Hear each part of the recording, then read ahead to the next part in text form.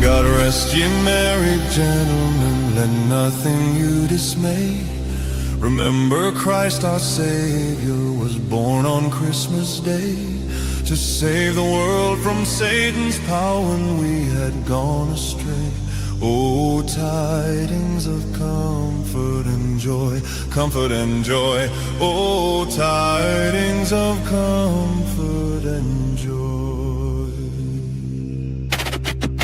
From God that is our Father, the blessed angel came unto certain shepherds with tidings of the same, that there was born in Bethlehem the Son of God by name.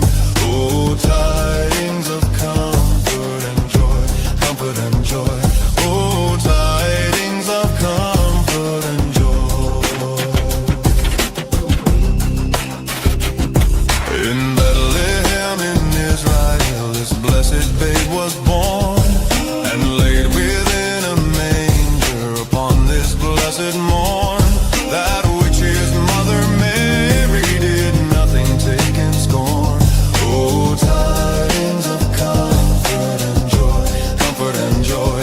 Oh, tidings of comfort and joy.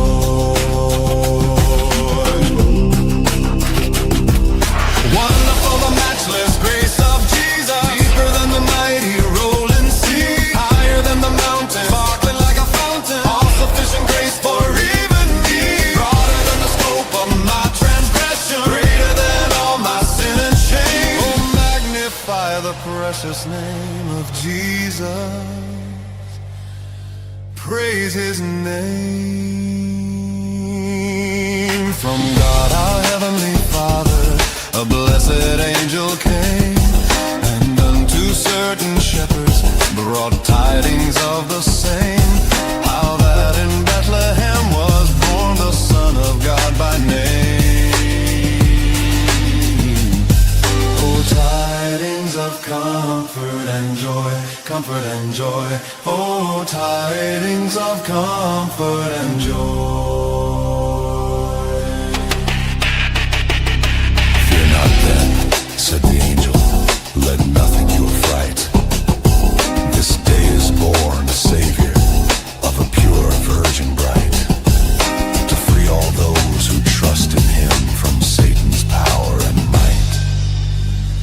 Oh, tidings of comfort and joy, comfort and joy.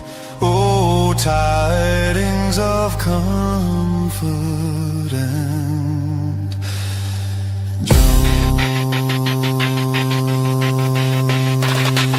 Oh, tidings of comfort and joy, comfort and joy. Oh, tidings of comfort and joy.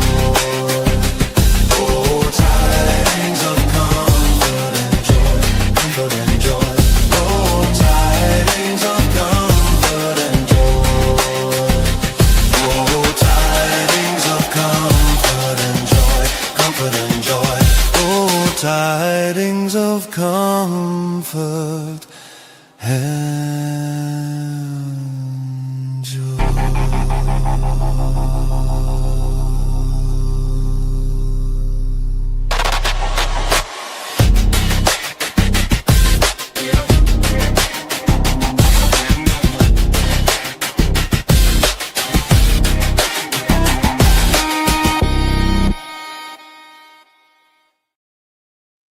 Good evening, ladies and gentlemen. Hopefully everything is working out.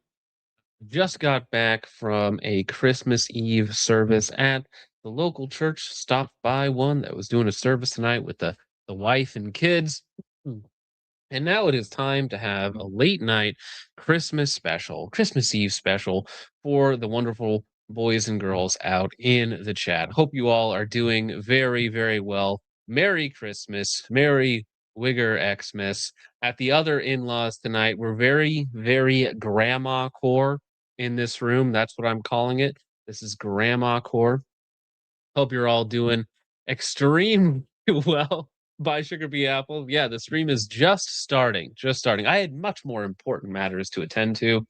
Christmas Eve service, singing hymns what's the right word with the brothers, right? With the boys. Actually, we ended on Silent Night, which is a great song. Reading today was Luke chapter 2, which is great, fantastic. Hopefully everybody is having a wonderful night. Yes, well, the advantage of this grandma core versus the other grandma core is the internet here is reasonably reasonably good. So, Richard, how's your night going? I wasn't actually expecting you to be here tonight, Richard. I thought you were taking the night off. I was originally going to, but I decided, you know what? I'm home. I might as well go ahead and make it. I wasn't sure if I was going to be here on time if you were starting at the normal time, but since you bumped it, I made it. I mean, come on, guys. Like, you guys should be happy, right? I'd scheduled the stream to start right now. So technically, I was like 5 minutes early. Okay. 5 minutes early, which is wild. We started an hour and a half late just so we could be 5 minutes early. Do your in laws also watch the stream? Sometimes, depends on what it is. Not all the time. It depends on the subject matter. Not everybody's as autistic as I am. My mom watches the streams a lot, especially on the Redoubt show, but just depends. Yeah. Yeah, I know. Do I sound all right? Do I sound better? Hopefully, because I actually have real internet, not a Yeah. hotspot. Okay, Yeah, like perfect. we can see you. Finally. Yeah, dude. Every time I would watch back a stream to see how bad it was, I was like, oh, this is painful. I've got to fix this. Got to fix this. But that just is what it is when you're on hotspot. Say la vie. Say la vie. Okay, well, in the in the season of giving to be charitable, hopefully you guys have been out doing some good deeds for your local community, for your friends, family, and fun stuff. But I mean, still a focus trip stream, all right? So I mean, I just couple questions here. I just saw this picture get posted in the Discord. Remind me if anybody's here, if they want a link to the Discord, I can put that in here. But I just I saw this build and I was like, wow, this looks miserable. Now, no shame to the shooter or anything else like that. I don't know the gentleman. I'm sure he's perfectly fine, but what a what a build. What a wacky assortment of parts in a specific order. So that's one of the Magpul braces, or is that one of the new D2 stocks? No, that's one of the new SBA 5 braces. Oh, okay. So it is a braced pistol, which is like, okay, cool. Pistols are cool. AR pistol, very cool in concept. Great workaround, fantastic. All right. But then we have the weird ACOG, because this is the 1.5x ACOG, which to me seems like the worst possible optic. I It remember a few is. years ago, the Primary Arms GLX 2X was a thing, right? And people were like, "Oh, I like it." Like 4 people liked it, and then I think did they end up discontinuing that, or at least it's just not as popular as it was. It's just one of those magnification ranges where it doesn't really give you anything, and you have this tiny little viewing window to look through. It's also on what looks to be a at least 226 mount. Yeah, how are you coggers in the chat liking this? Because I know we got a lot of coggers in here. Okay, how do you coggers feel about the 1.5x cog at 226 on a what looks to be a 10.5 or maybe an 11.5 build? Now we're not even done yet because there's some other little oddities. We have a maybe a based magazine. It looks like grandma's on the mag, so maybe it's a very festive Christmassy magazine. That's actually kind of based, right? Funny magazines. But what is that vert grip? Um, I think actually, you know what? That might be I wonder. I'd have to get a closer look at it, but I think that's one Well, of the oh sure, I can't think of the name of it right now. UTG. no, really? Yes, yes. There's a UTG. It's like a they had one for quad rails that was just like a Picatinny rail mount that looked very much like that. Yeah, you know what's funny is that is 1.5x magnification is basically like bad eyesight glasses, right? That's it. It's just bad eyesight glasses. Like that's grandpa's glasses right there. That's all that that is in terms of magnification. I mean, maybe the guy's got poor vision. He likes the fiber optic reticle and a little bit of magnification helps him see because his eyes aren't so great. Fair, it works for you. All fair. And then if we move forward from there, the skeletonized vertical grip that is taller than his optic, which is crazy.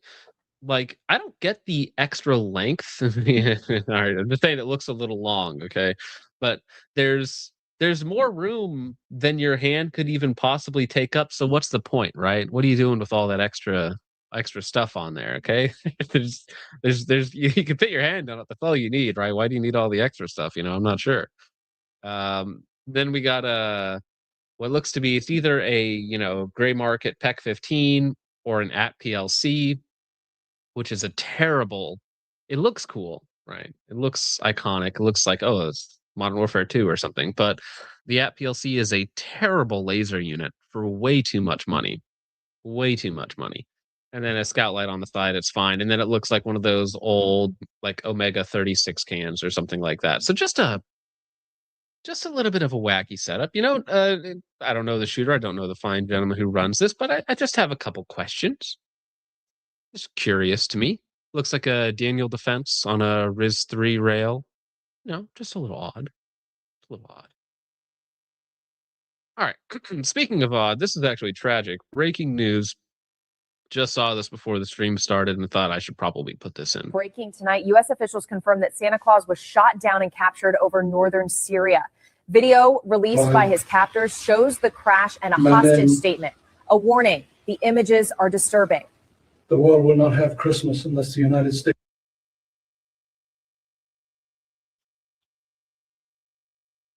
Yeah. Yeah, they got him. No. All right, we're gonna have to we're sending in Sonny Puzikas and SEAL Team 6 to extract Santa from Syria, okay? This is gonna be Mogadishu 2.0.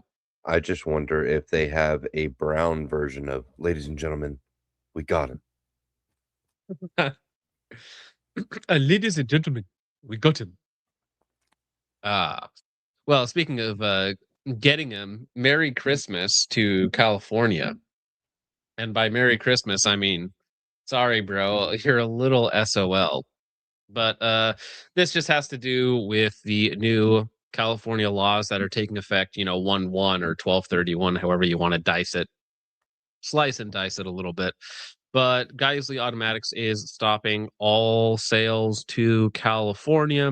If you don't know, California recently passed some new laws that are going to make it even more difficult for Californians to acquire basic parts like barrels and rails and all this other stuff. Maybe not rails. There's like a couple things that aren't exempt or that are exempt, but for the most part, a lot of just basic parts are you're not allowed to have them shipped directly to you anymore. They need to be shipped to an FFL, which means that your FFL is going to charge you a fee to pick them up. So Geissele is no longer shipping to individuals in California. They'll still ship to the FFLs, I imagine, anyways, anything that they're allowed to send in, that is. But it is just, and I don't know who to blame in this, right? Because it's like, okay, Geissele, you should still ship all the parts to people and then get sued by the state of California. Like, I mean, I know that's what some people want, right? They're like, oh, well, just tell them to F off and sue you, right? Keep shipping the parts, just let yourself get sued. Which is like, okay, I get that, right? Because you want to stick it to the man or whatnot. But at the same time, from the company's perspective, you're still shipping parts to FFLs, but it's just a nightmare to have to deal with any of this stuff. you don't want to get sued by the state. It's gay. Ivan says all the FFLs around me charge $50 per transfer. Are we talking about parts transfers? Now, hopefully, if it's just parts, they would bundle those together, right? So, like, let's say I bought like a 4 barrels and a couple rails from Geissele, like $1,200 or something, 1,500 bucks, something like that. Hopefully, they would just charge you $50 for the whole lot, not for each individual part, because that would be tragic. That would be tragic. But the FFLs, they're going to have to take a cut. They just are have to, because if they have to hold parts, like individual parts for people, that's how lame it is now. Effective 12/31 at 2025, sales and shipping of any Geissele automatics firearms and firearms accessories are prohibited to residents of California without prior written approval from Geissele Automatics. As you should be aware now, California Gavin Newsom has signed several laws affecting firearm and firearm accessory sales in California. The laws attempt to make every seller, reseller, FFL, or manufacturer in the chain responsible for, among many other things, anyone who attempts to use firearm accessories to convert a California permitted firearm into a non-Californian compliant device or illegal firearm, which again, the rules about what is and is not illegal and what is up to interpretation is like you need to be autistic, all right, to navigate these laws, and that's what they're supposed to be. They're designed like that to trip people up, to get people in trouble, of course. The laws require strict controls over everyone in the supply chain and enforcement of policies and procedures to assure compliance. The laws use threats of both fines and criminal prosecution to force the issue. So essentially, they're threatening all of the manufacturers with criminal prosecution for doing something, for mishandling firearm precursor parts or accessories that could be used to convert a compliant firearm into a non-compliant firearm, which again could be just about anything: barrels, grips, I imagine rails, accessories, bolt carrier groups, maybe. It's everything, right?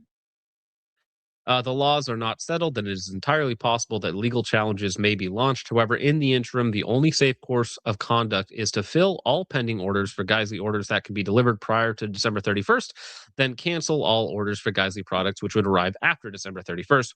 We trust you understand the importance of this measure while this situation persists. This is obviously a fluid situation, and we hope that it changes for the better in favor of gun rights for our California customers. Until that time, however, we must insist that you protect yourselves, your friends, colleagues in the supply chain, and our company by ceasing delivery of Geissele firearms and Geissele firearm accessories.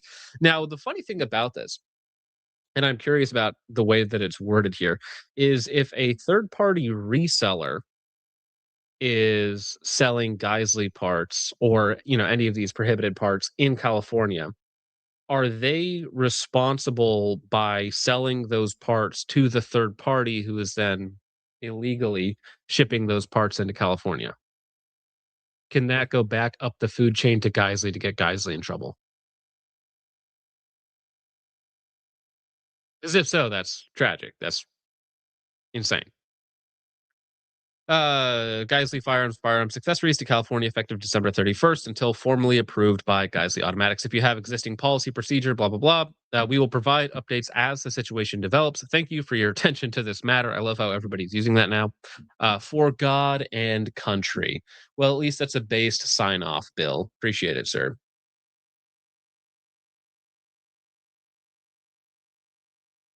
Yeah, my guess, the way it's phrased here though is like, hey, all of our third parties, please protect Geissele. Please do not ship these parts illegally into California, because we will be held responsible for it.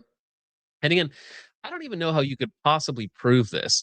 Let's say I buy a Geissele barrel from Primary Arms on 1/1/26, ship it to California, and then install it, and then make a illegal firearm for California again, right? And then I get arrested with it. How would they tell me whether or not that barrel was purchased before or after 1/26? Right? There's no way to actually prove. Like, I don't even know how they enforce it. They can bog you down in a lawsuit, I guess, but I don't know how they actually enforce it. It's only illegal if Geissele knows the third party is going to sell in California. Well, but hmm, Yeah, but how would you even prove if they know it or not? Right? That like vague. Please don't. Yeah, it's basically please don't do this. But again, it's California, so they will sue you. So people being cautious about it, 100% get. I understand. I get it. Right. I personally don't want to be sued by the state of California. I don't think I can win a financial battle with California. I don't think that's possible for me. Ah. Okay, perfect. Here we go. This is a fun one. Yeah, on the other hand, California, so they'll probably charge both. Yeah, very litigious. Some of these states are very litigious to fight about. Now, Richard, you're familiar with the ACR, of course. Oh, of course. Yeah. Now, have you ever wanted a Polish ACR, also known as the Grot? So yes, I'm a fan of Poland and Polish rifles. They do fun things. Well, this Polish Grot did some very fun things to the side of somebody's face. Ooh. Live fire exercise. If I remember correctly, the Polish, they also make the barrel, right? Which is like their 5.56 AK. Some people claim it's really Yes. good. Some people like it for 5.56 AK. Again, not really my thing, but they also have the Grot, the MBS or whatever they call MBS Grot, I think is the technical term because MBS is like the name of the designer, the name of the company, which is basically an ACR. It shares a lot of similarities with the ACR. It is the Eastern European ACR. I think it looks super hot, and it's actually coming to America 2026, allegedly. We'll probably see it at SHOT Show, or at least I'll see it at SHOT Show in about 3 weeks. So, yeah, so barrel, I think, was their main fighting rifle, Poland's main fighting rifle for a while. And then I know that the Grot has some service history with them as well. I can probably look that up. MSBS, that's the one. Thank you, Ivan. But this one had a little bit of an oopsie. I tak się kończy profesjonalne prowadzenie zajęć. Richard, can you tell me what's wrong with this picture? The bullet looks a little short there. The bullet does look short, but I think there's something. I think it's cold. I think he's just cold. He's a shy little Shrinkage, guy. yes. Massive shrinkage out there. Listen, ladies, okay, weather's cold out. Shrinkage is a real thing. Expect 3 inches or less around this time of year. But there's Looks something like else, there's Richard. some, Look a little closer. A little debris there, maybe. Some large debris towards the back end. Yeah, that looks what does that look like? That looks like the barrel extension. No, there's no way it's the barrel extension because that's supposed to be in the front. But it's in the back. It's true. The front True. fell off. The front fell off. No, it's the back fell off. Well, it's the back of the barrel, front of the receiver. I don't know, but yeah, the barrel extension done blown up. I've never seen that before. I have never seen a barrel extension shred at the lugs completely like that. I've seen bolts fail at the lugs. I've seen the barrel extensions fail, period, but not like just split like that. Well, right, because usually the lugs on the bolt will fail first, right? Because they're so much smaller. Like there's so much less material there. Right, but I've also the barrel seen the extension lugs on the barrel extension fail. Well, yeah, that would be the other thing, right? Is the barrel extension, the lugs on the barrel extension or the lugs on the bolt would fail. But I've never but seen again, them usually here in a complete ring like this. well, like split in half down the barrel. That had to be some sort of material defect. Or somebody said welded on barrel extension. Yeah. Alexander's pissing hot reloads. Something. That's Very nice Polish engineering here. Zamek się rozsypał. Oh, so if you look at that bolt, it looks like the extractor is gone, just gone. And then it is missing a lot of material around the lugs as well. That is, I'm thinking bore obstruction or what happened to Kentucky ballistics. Some sort of massively overcharged round, like lethally overcharged round. or some sort of catastrophic barrel obstruction. Squib load into this, basically. Now, is That that is, paint or is that corrosion on the rifle? that I'm not sure about. Could be some paint. I mean, it looks like the weapon is well used at this point in time. But we'll let it play a little bit. Komora nabojowa się rozsypała. Oh yeah, it's painted. 100%. Elegancko. Oh, yeah. Okay. Pełno. It looks very, very well used. So this is some service members like daily driver, basically. Pany, i tak się kończy profesjonalne prowadzenie zajęć. But so what I think happened here is some sort of barrel obstruction blows out, like that receiver is gone. The receiver extension, sorry, the barrel extension is gone. Like it's simply not in there anymore. So this is half of it. The other half is somewhere, right? I would imagine the receiver is all cracked and screwed up as well. So it's probably entirely DOA. But the bullet down here that you see is shoved back in, that probably got shoved back in because of the barrel extension slamming into it as it just combusted back into the chamber, back out the side, wherever the other part of that went, shoved in that bottom bullet, broke all the lugs off the bolt, broke the barrel extension, and then I think on the other side you can actually see that it cracked the receiver as well. Yeah, that barrel extension is gone. So I don't know if that's a crack or not, but it's very messed up. I would not feel comfortable putting that upper back into service without some real extension. It could be 300 blackout. That's also a possibility. You know, but that would still be a barrel or a barrel obstruction, right? Essentially is what that would be. I mean, do they have a lot of 300 blackout over there? I wouldn't think so, but yes, but either way, regardless, we don't know the actual cause. Regardless of whatever it was a barrel extension or barrel obstruction or massively, massively overcharged round, lethally overcharged round. Like if you're ripping the barrel extension in half and ejecting it out the side of your gun, like that could kill somebody very easily. Operation Eldest Son 2.0. Right. And so if you guys aren't familiar with the MSBS Grot, sorry. It's this. It's an ACR basically. Looks very cool. They come in different variations. You have it in 7.62 by 39. They have a bullpup configuration for it as well. You can see all the other fun stuff. It's neat. Yeah, no, it's a very modular platform, kind of like the ACR. You can use it in a bunch of different configurations and lengths. It's a short stroke piston system, adjustable gas, right? And let me get you some more pictures of it here. This is going to be imported. I can't show you the website because they'll be upset at me if I show you the website. But apparently, the FB Radom MSBS Grot rifle is coming in 2026, imported by Arms of America. They are importing a 14.5 inch, 16 inch, and 10.5 inch variation. And as we'll get into, it is very ACR like, which does not mean that it's good. Okay, to be clear, the ACR is not a good rifle, but it is very cool. So there is that. So let me see. Polish design, modular small arm systems.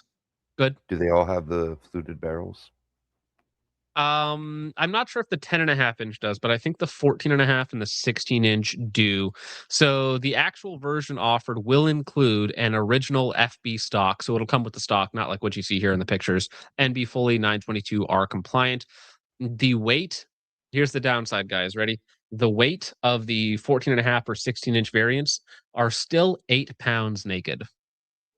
And if you've ever worked on an ACR, if you've ever looked at an ACR, this looks a lot like an ACR. It has a huge, chunky, square bolt carrier, an AR-like bolt, and I don't believe these guys have the quick change barrels, but they're very heavy rifles. They're basically AK weight short stroke piston rifles is what they are. But it's a bolt job as well, or a screw job, whatever you want to call it. There's lots of bolts, lots of screws everywhere. The handguard is retained up front, and by one pin in the back, you pull out the pin, the whole handguard slides out.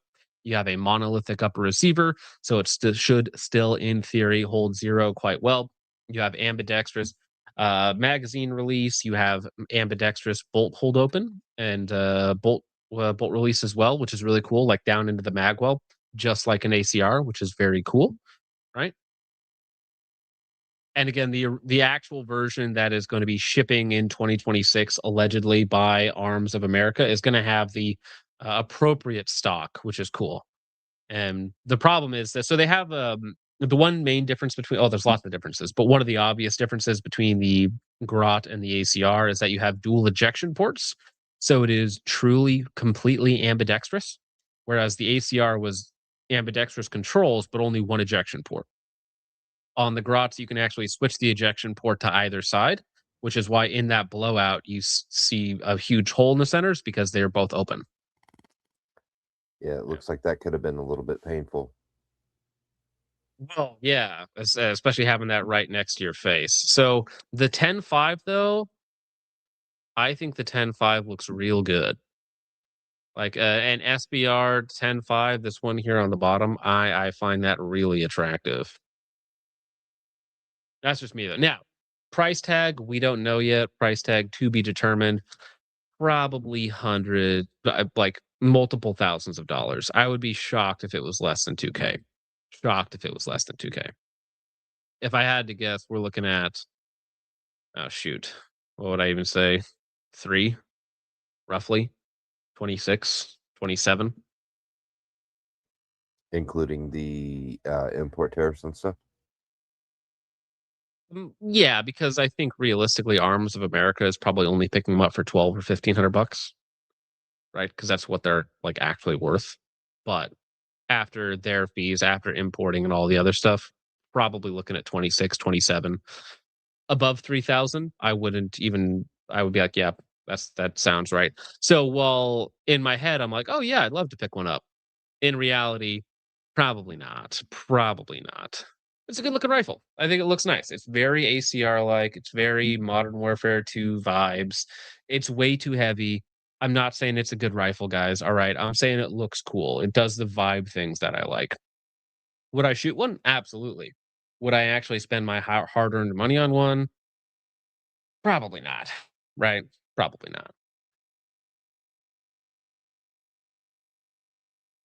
And I mean, I'm not sure if this is anything to go off of, but maybe maybe not all of them are made to the best quality control standards, or maybe there's some parts issues or something else. Although maybe it's Polish ammunition. Although in this one here, you can't blame it on AAC. It's not this one here confirmed, not AAC's fault. For once. It's funny. Hook says it looks like a scar that went on a diet for a week. You would think that, right? You're like, oh, it looks like a lighter scar. This is heavier than a Scar 17 naked. The Scar 17 is just under 8 pounds naked for a 308 battle rifle. The ACR naked was 8.6 pounds. This thing naked is apparently 8 pounds. So this is heavier than a Scar, which is so funny that the one thing that the Scar did right, it did a couple things right. But out of the things that it did right, it was an appropriate weight for a fighting rifle.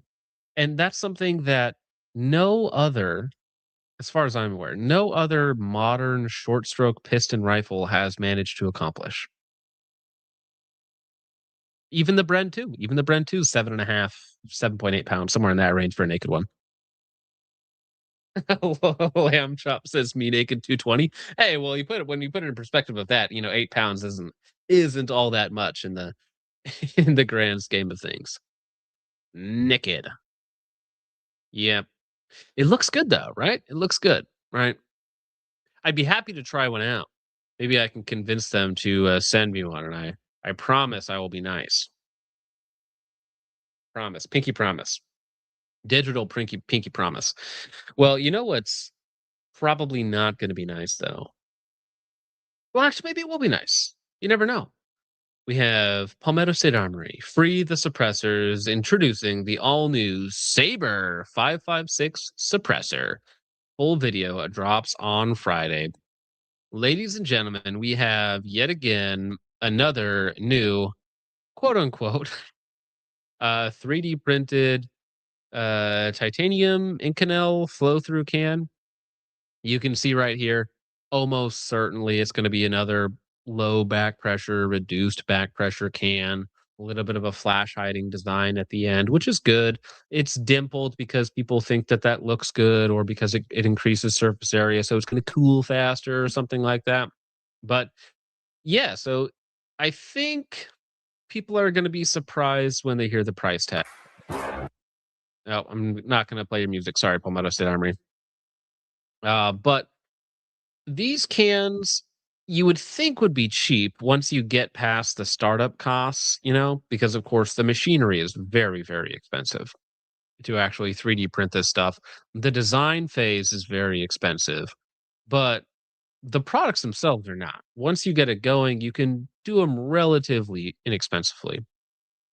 However, I would not be surprised if for their quote unquote saber line of suppressors, which again is going to be their higher end line, Palmetto State Armory is going to be charging $1,000 for them. And we're only a week away. We have 1 week left of tax stamps for SBRs and suppressors. So it's a great timing. And they're trying to rush this one out because the video comes out on Friday, which I think is the 28th. And if I had to guess, I would say that these are going to the 26th, sorry. These are going to be launching early next year to try and take advantage of the suppressor rush, the SBR rush, if you will. It's almost time. But I don't think the price tag is going to be good. People asking, "Oh, is it going to be 600? Is it going to be 650? Is it going to be 750?" Probably not. Probably not. 3D printed Inconel or titanium flow through cans. Palmetto State Armory is probably just going to be charging like everybody else $1,000. If they wanted to be disruptive, a company should do it just for funsies. If they have a lot of capital, like Palmetto State Armory allegedly does, they should bring something to market like this and only charge like $500 just to like claw out market share, basically, right? So you trade margin for market share, and then once you have the market share, you can then introduce a higher end line that's a little more expensive, has a little bit higher margin, so on and so forth. But Palmetto State Armory, their technique as of late has not been budget value oriented options. They've kind of moved away from that. Like you might think that the Jackal is like high value, but really it's a piece of extruded aluminum that they charge you $1,200 to $1,500 for it, right? The Jackal 10s are $1,500, which again is just chunks of extruded aluminum. It's not particularly expensive. They're very simple, screwed together firearms that they're, charging a decent amount of money for and probably making good profit off of it. Their AKs are over $1,000. Their new Saber AKs are like a generic Wasser 10 with the correct parts, and they're what, $1,300. They're coming out with a 2011, and they're charging. Did we even get a price tag on that? 1,700, 2,000 for it. So it's not a cheap 2011 either. So they're really trying to move into the mid range more than anything, because like obviously they were known for cheap budget accessories, budget parts, all that sort of fun stuff, but not really anymore. Any of their 2025 offerings or announcements, I don't think they've announced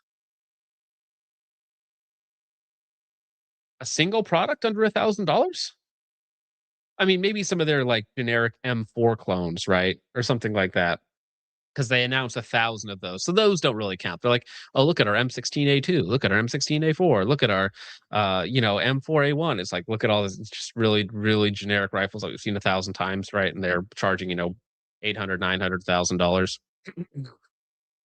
whatever it might be. But yeah, they haven't really been pushing budget options all that much. Which, maybe that's a good idea considering we saw Anderson and Delton die last year or this year, and all they had was budget options. So maybe that's not the move in a slow economy. You need some big ticket items. You need some margin items. Merry Christmas. Appreciate that. Vintage Warfare in the chat. Hope you're having a good night. Merry Christmas, sir. Is this Jackal still shit? Well, yeah. I mean, the Jackal 2.0, I would hope is better, but I don't know. I don't have one. They wouldn't sell one with me. So the Gen 1s, yes, absolutely. Don't buy a Gen 1. Why? The Gen 2s are a question mark, but it being PSA and me not wanting to give them $1,500. A little expensive. Dude, something that I do have to say, all right, to everybody out in the chat right now. I'm actually excited for next year, okay? 2026 is going to be great. One, because we'll be past the holidays, and even though I love Christmas, favorite holiday, best holiday, it's really the Noggers. The Noggers ruin Christmas. They make it about themselves and their disgusting, creamy drinks, their white, smooth liquid drinks that they like to, guzzle down their throats. It's just Noggers ruined the whole holiday season for me, honestly. Like, it's just, yeah. I wish they'll go back to their caves when January rolls around and we can be free of the Nogger presence until next year. Like, yeah, Noggers every day. uh, yeah. Also, CRS is free, and he apparently wants to do live streams. So I'd be happy to get him on a show, and you guys can call him funny names, and can ask him about his time in prison. If he joined a gang, got into shape, had cancer, got out, what his plans are moving forward. Could be fun. Wonder if he dropped the soap. I wasn't going to go there, Richard, but I'm glad you did instead of me. So that I'm just hoping that nobody else did. You're hoping? I'm You were hoping? I'm hoping that nobody else went there. Yeah. Right. Right. Okay. Just Sure. because I have to protect it. I have to make sure nobody else goes there. So I'm going to go there first. Right? Yeah. I'm really protecting you. All right. I just dropped the Discord link in the chat for everybody. You should be able to figure it out. I have faith in you. It's Christmas. All right. I'm in a giving spirit. All right.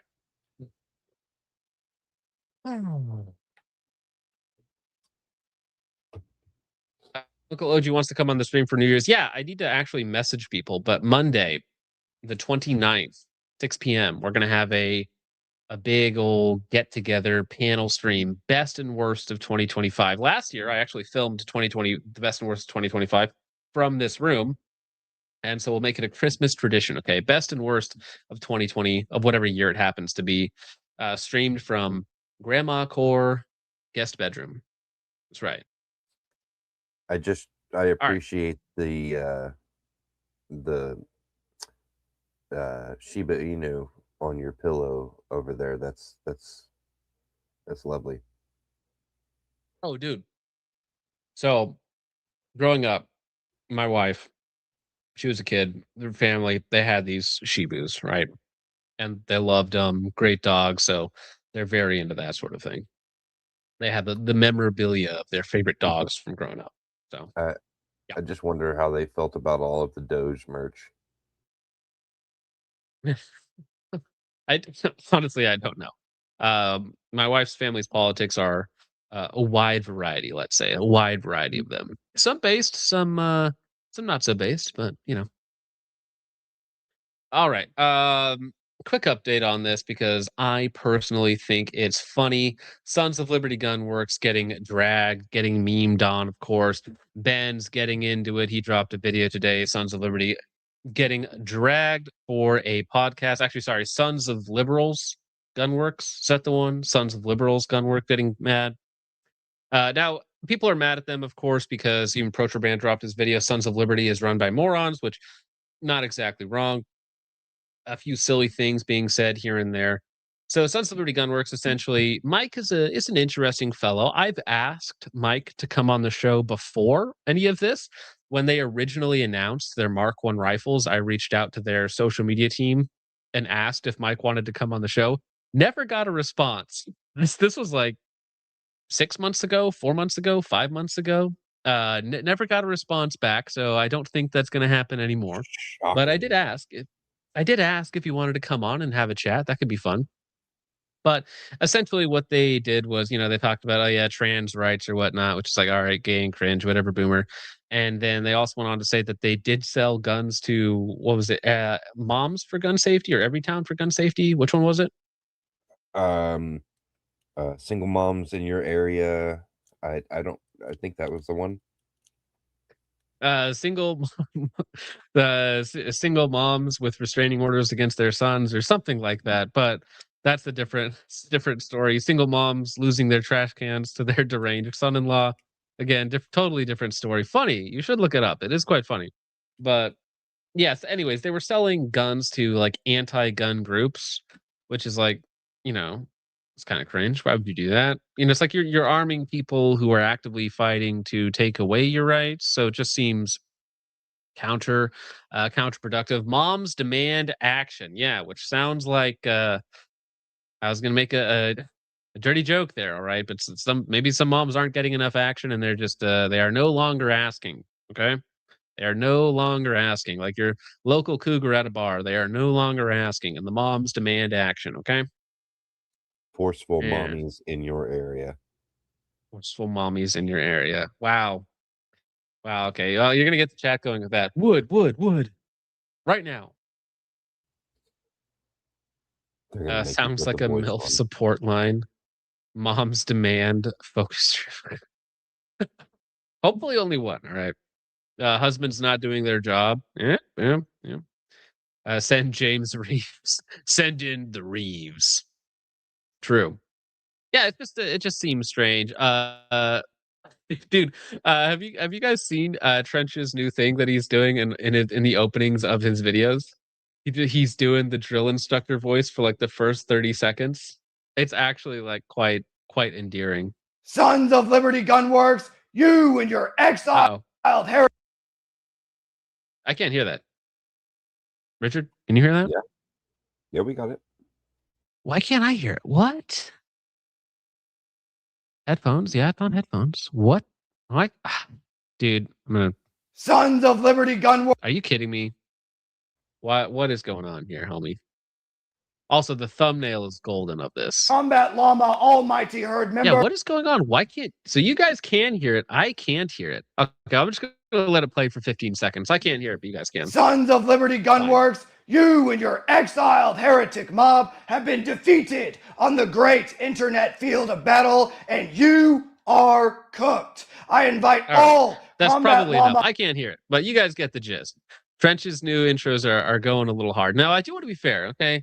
I don't get any credit. Richard doesn't get any credit, but we were the first, okay? We covered it on the stream, and then Richard is clipping it from the stream before anybody else is even getting their video out on it, okay? So we're the provocateurs here. We're the causal agents in all of this, all right? We're the agitators of the industry. Sons of Liberty Gunworks. Oh my gosh, they're traitors to the Second Amendment. No, but I do want to show you guys his thumbnail because his thumbnail is actually really funny. Some of his thumbnails are gold. Let's see. Not that one. That's pretty good. But yeah, the whole 1776 traitor thing, state of the world. It's a mix. It's him memeing on M26 was also very funny. I appreciated that. You guys missed some of the humor of Trench Grenade, all right? You guys missed some of it. But no update from Sons of Liberty Gunworks. Oh wait, no, there is something I wanted to check out about that. Where is it? It's this one right here. Okay. Here we go. So this actually came across as Trench stealing holiday block leave from Whoville. True. So this was actually posted on liberal gun owners, okay, on that Reddit site, which I mean, honestly, isn't all of Reddit mostly. Like if you're a gun owner and you're on Reddit, you're by definition probably a liberal gun owner. Like, let's be real. All right. YouTube algo got me. I don't see how what Sons of Liberty Gunworks is inaccurate or bad things. See what they did. Though to others, sure. As an ally or as much as can be given in the industry, question mark. Sons of Liberty Gunworks, trans ally, question mark, pro-trans Sons of Liberty Gunworks, Sons of Liberals Gunworks, unbelievable. Ally to the people. Right-wingers being hysterical over nothing, color me shocked. Listen, guys, all right, the rage bait is not going to print itself, okay? That's our job. We have to go out there. We have to make it ourselves, okay? What would the people do without their rage bait? F anyone that's angry over it. Seems to me that anyone upset at Sons of Liberty Gunworks over this is angry that people they view as political enemies are able to arm themselves at all. I've owned a Sons of Liberty Gunworks Task Force 69 for a while now, and I love it. I take it over my LaRue, and that's really saying something. Well, yeah, that's right. Another tranny for Sons of Liberty Gunworks. Let's go. But no, so we're not mad that people of our political enemies are able to arm themselves at all, because we do technically still live under a republic with like rules and regulations, right? Technically, right? For the moment, sure.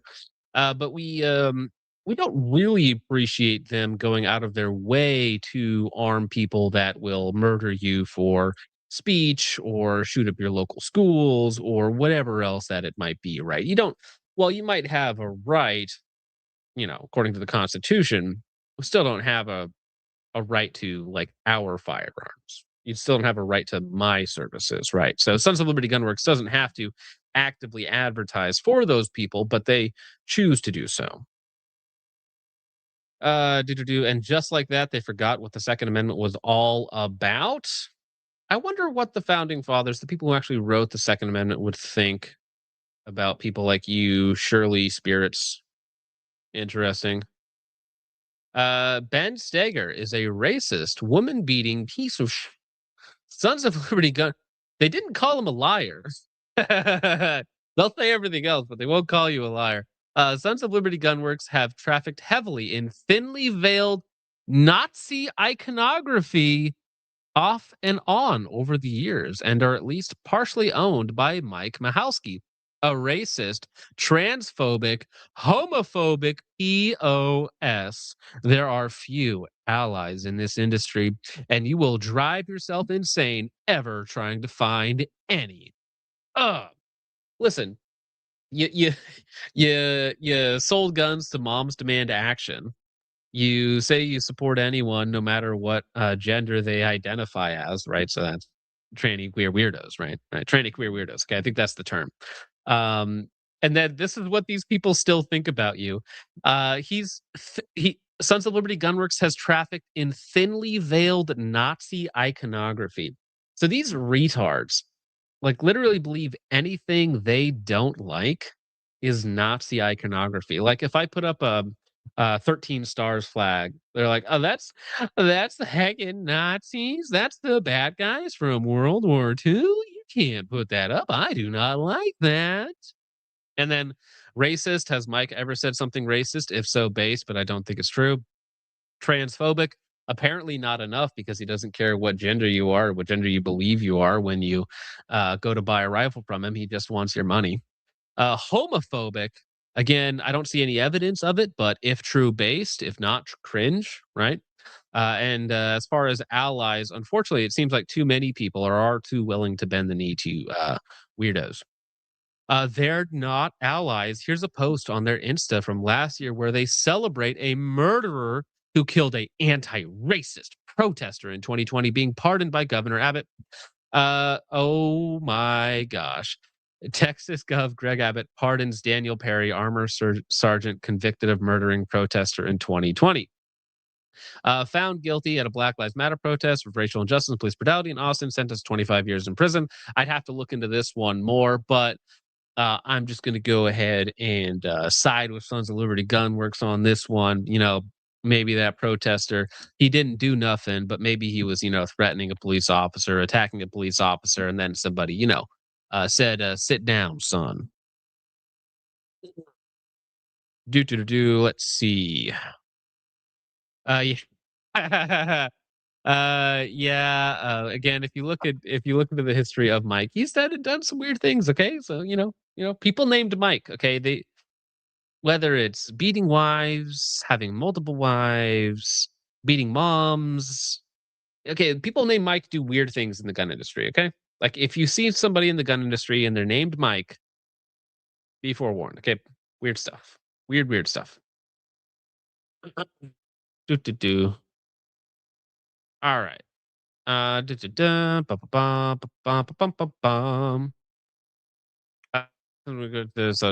yeah. So again, Did you you check can't the, ever Did you check the YouTube comments? on which one? The clips.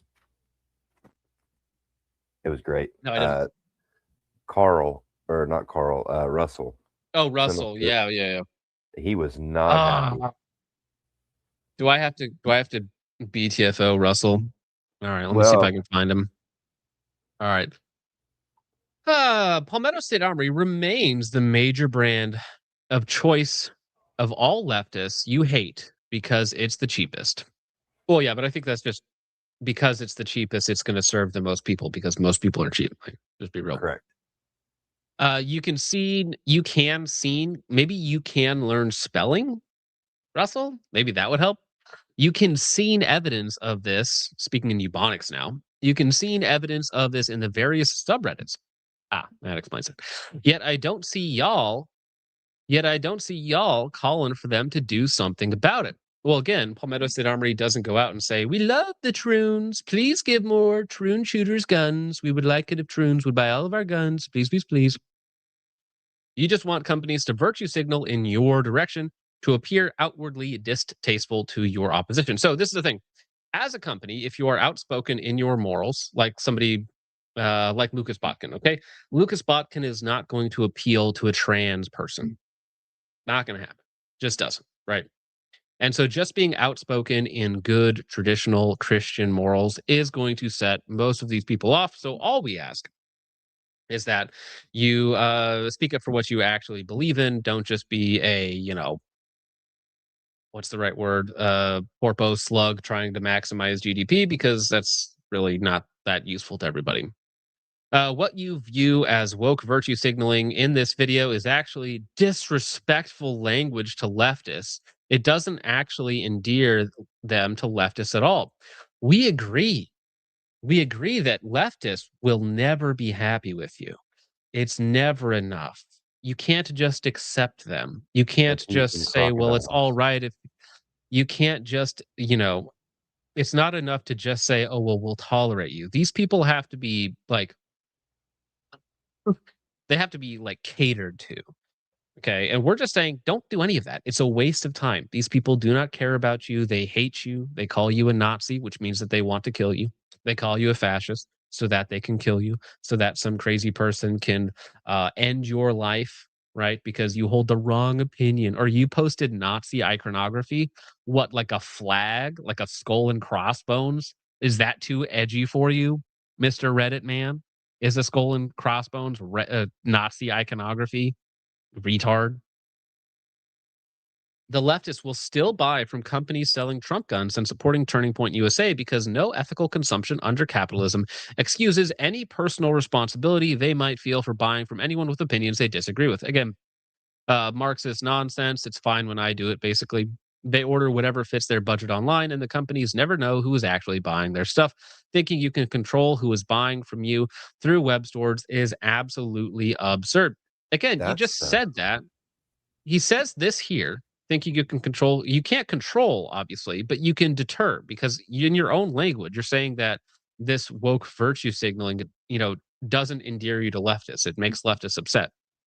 I Even guarantee Russell, you. even Go ahead. Russell himself controls who buys from his store because he doesn't let anybody use prepaid cards. Yeah, but that's not what he's talking about with cards. He's talking about ideology, Richard. Giving the government more and more power means it will eventually be used against you. This is the libertarian LARP. The wheels of power exist. Sorry. I just want to control them. You think the Democrats are never going to be elected again and they won't use that same mental health restriction basis to remove your rights? Absolute folly. Well, again, there are other solutions here. You're just thinking like a libertarian. Left and right wing are all the same, dog. There's already a process to remove people's rights through adjudication if they are a danger to themselves or others. If you think that's too hard, you might as well just endorse red flag laws that will also be used against you. It's like the libertarian will be up against the wall and be like, well, at least the fascist didn't win, and then he gets a bullet in the back of his head. It's like, whatever. We could actually make gun rights a settled issue as broader cross sections of the populace own guns than ever before. Gun control is a losing issue for the Democrats, and younger millennials and Gen Z Democrats don't want gun control. You're wrong. Because they own guns. Again, you're just demonstrably wrong. Okay. So this is what happens. somebody sees a graph go from like 85% Republican ownership of guns, 15% 5% Democrat, 10% undetermined, right? Ownership of guns. And they're like, look, the graph went from 85% to only 75%. That means that, wow, liberals have tripled the amount of guns that they've owned in the last 4 years. It's like, yeah. And that's still the vast, vast minority of liberal, right? They're nowhere near a majority. It's nowhere near most of them. Just because there is a slight increase is relevant, right? It's not. It's still one of the top 10 issues, top 5 issues for most Democrat voters. This is just cope. It's like actually, liberals don't want to take away your guns. All right, it's not. It's not just left versus right. For decades, core pro-gun arguments was that gun control doesn't work because people who want to use guns commit crime will either get them illegally or choose other methods like knives, vehicles, or bombs. You're conceding the antagonist point that restricting access to firearms actually accomplishes anything. It doesn't. It just inconveniences peaceful people and gives the government more tools to use against the citizenry as a whole. Well, so this is the thing that is kind of like a truism, Richard. Like, if there are less firearms in production or in the US, like the likelihood of them being used goes down, but then it just gets replaced with something else. Right. Right. So while gun control does something, it just doesn't have the intended effect. And there's other root causes that you need to look into rather than just the guns themselves. So, yeah, gun control does something, just not what you think it does. The only answer to immoral violence is righteous violence in return. Well, all right, that's my answer. You think transsexual terrorists are going to shoot you up your church? Well, they do. You have the right to stand ready to stop it when it happens. Yeah, and I would appreciate my companies that I support that are good to simply self-select a little bit and be like, hey, actually, we don't appreciate you. We don't believe in your lifestyle. We believe you honestly are mentally deficient and shouldn't be allowed firearms in the first place. Just as Black parishioners have the right to stop the next Dylan Roof, or Hispanics have the right to stop the next Patrick Cruces, or gay people have the right to stop the next Omar Mateen. Blah, blah, blah, blah, blah, blah, blah. Again, there's different solutions for different people here in this. You responded here. I'm not worried about that. Pinned, lol. Yeah, pin of shame. Pin of shame. Anyways, that's Russell. Russell's going to fight and cope in the comment section. That's fine. He'll probably be in the comment section of this video coping. Validius says Focus Trip hates the Second Amendment. I'd like a citation there. A citation of anything that I said that was anti-2A. Oh, wait.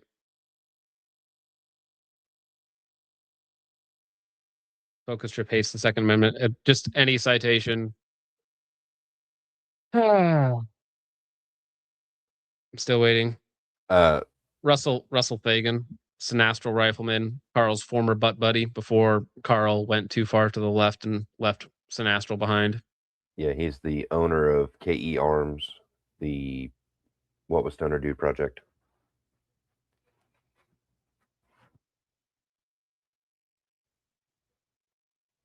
Russell Fagan's the doughboy who makes the KP-15s true.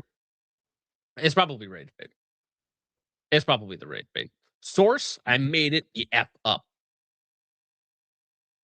Oh, where is it? Where did all my Sam Hyde clips go? I have too many clips now. Dude, Why did Get that ugly, disabled freak away from me. I don't want to look at his fucked up face.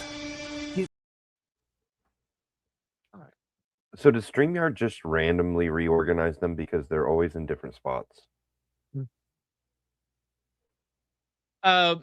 So yeah, when somebody says, "Oh, you're anti-Second Amendment," it's like, well, what if we go back to the original interpretation of the Second Amendment and the First Amendment and the Immigration Act of 1790, 1791, whichever one it was, 1790, I want to say. What if we just go back to that? Because people like Russell will bring up the Constitution as if the post 1965 Hart-Celler Act America is anything like what the founders intended at the writing of the Constitution. Like, just go away with your liberal nonsense, because libertarians are just liberals. They're liberal nonsense anarchists. They're gay. Go away. Go. Yeah. You disgust me. Go away. Go away. I was libertarian for a short period of time only because I was a conservative who hated the George Bush types. And I was like, well, there's no other place for me. So I joined the libertarian camp. And then I was like, oh, you guys are fucking retarded. And that's saying a lot coming from me. Velodius is back, says no more guns for the Guardians of Pedophiles party. Oh, so you must think we're Republicans. Oh. Oh, you poor thing. Well, see, you got to be more specific here because like libertarians are pedophiles. Republicans and Democrats cover for pedophiles, and most of them are also pedos as well. So, yeah, it's different.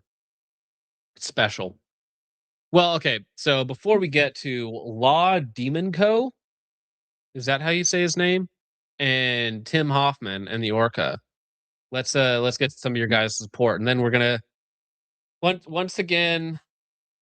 Law Demon Co. decided to sue another FRT manufacturer on like right before Christmas. It's one of those marketing moves where if you don't do it, you're way better off. You're just way better off. Okay.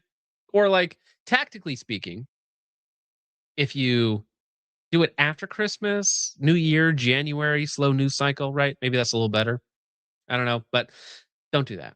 Yeah, Don't right do in the that. middle of SHOT Show.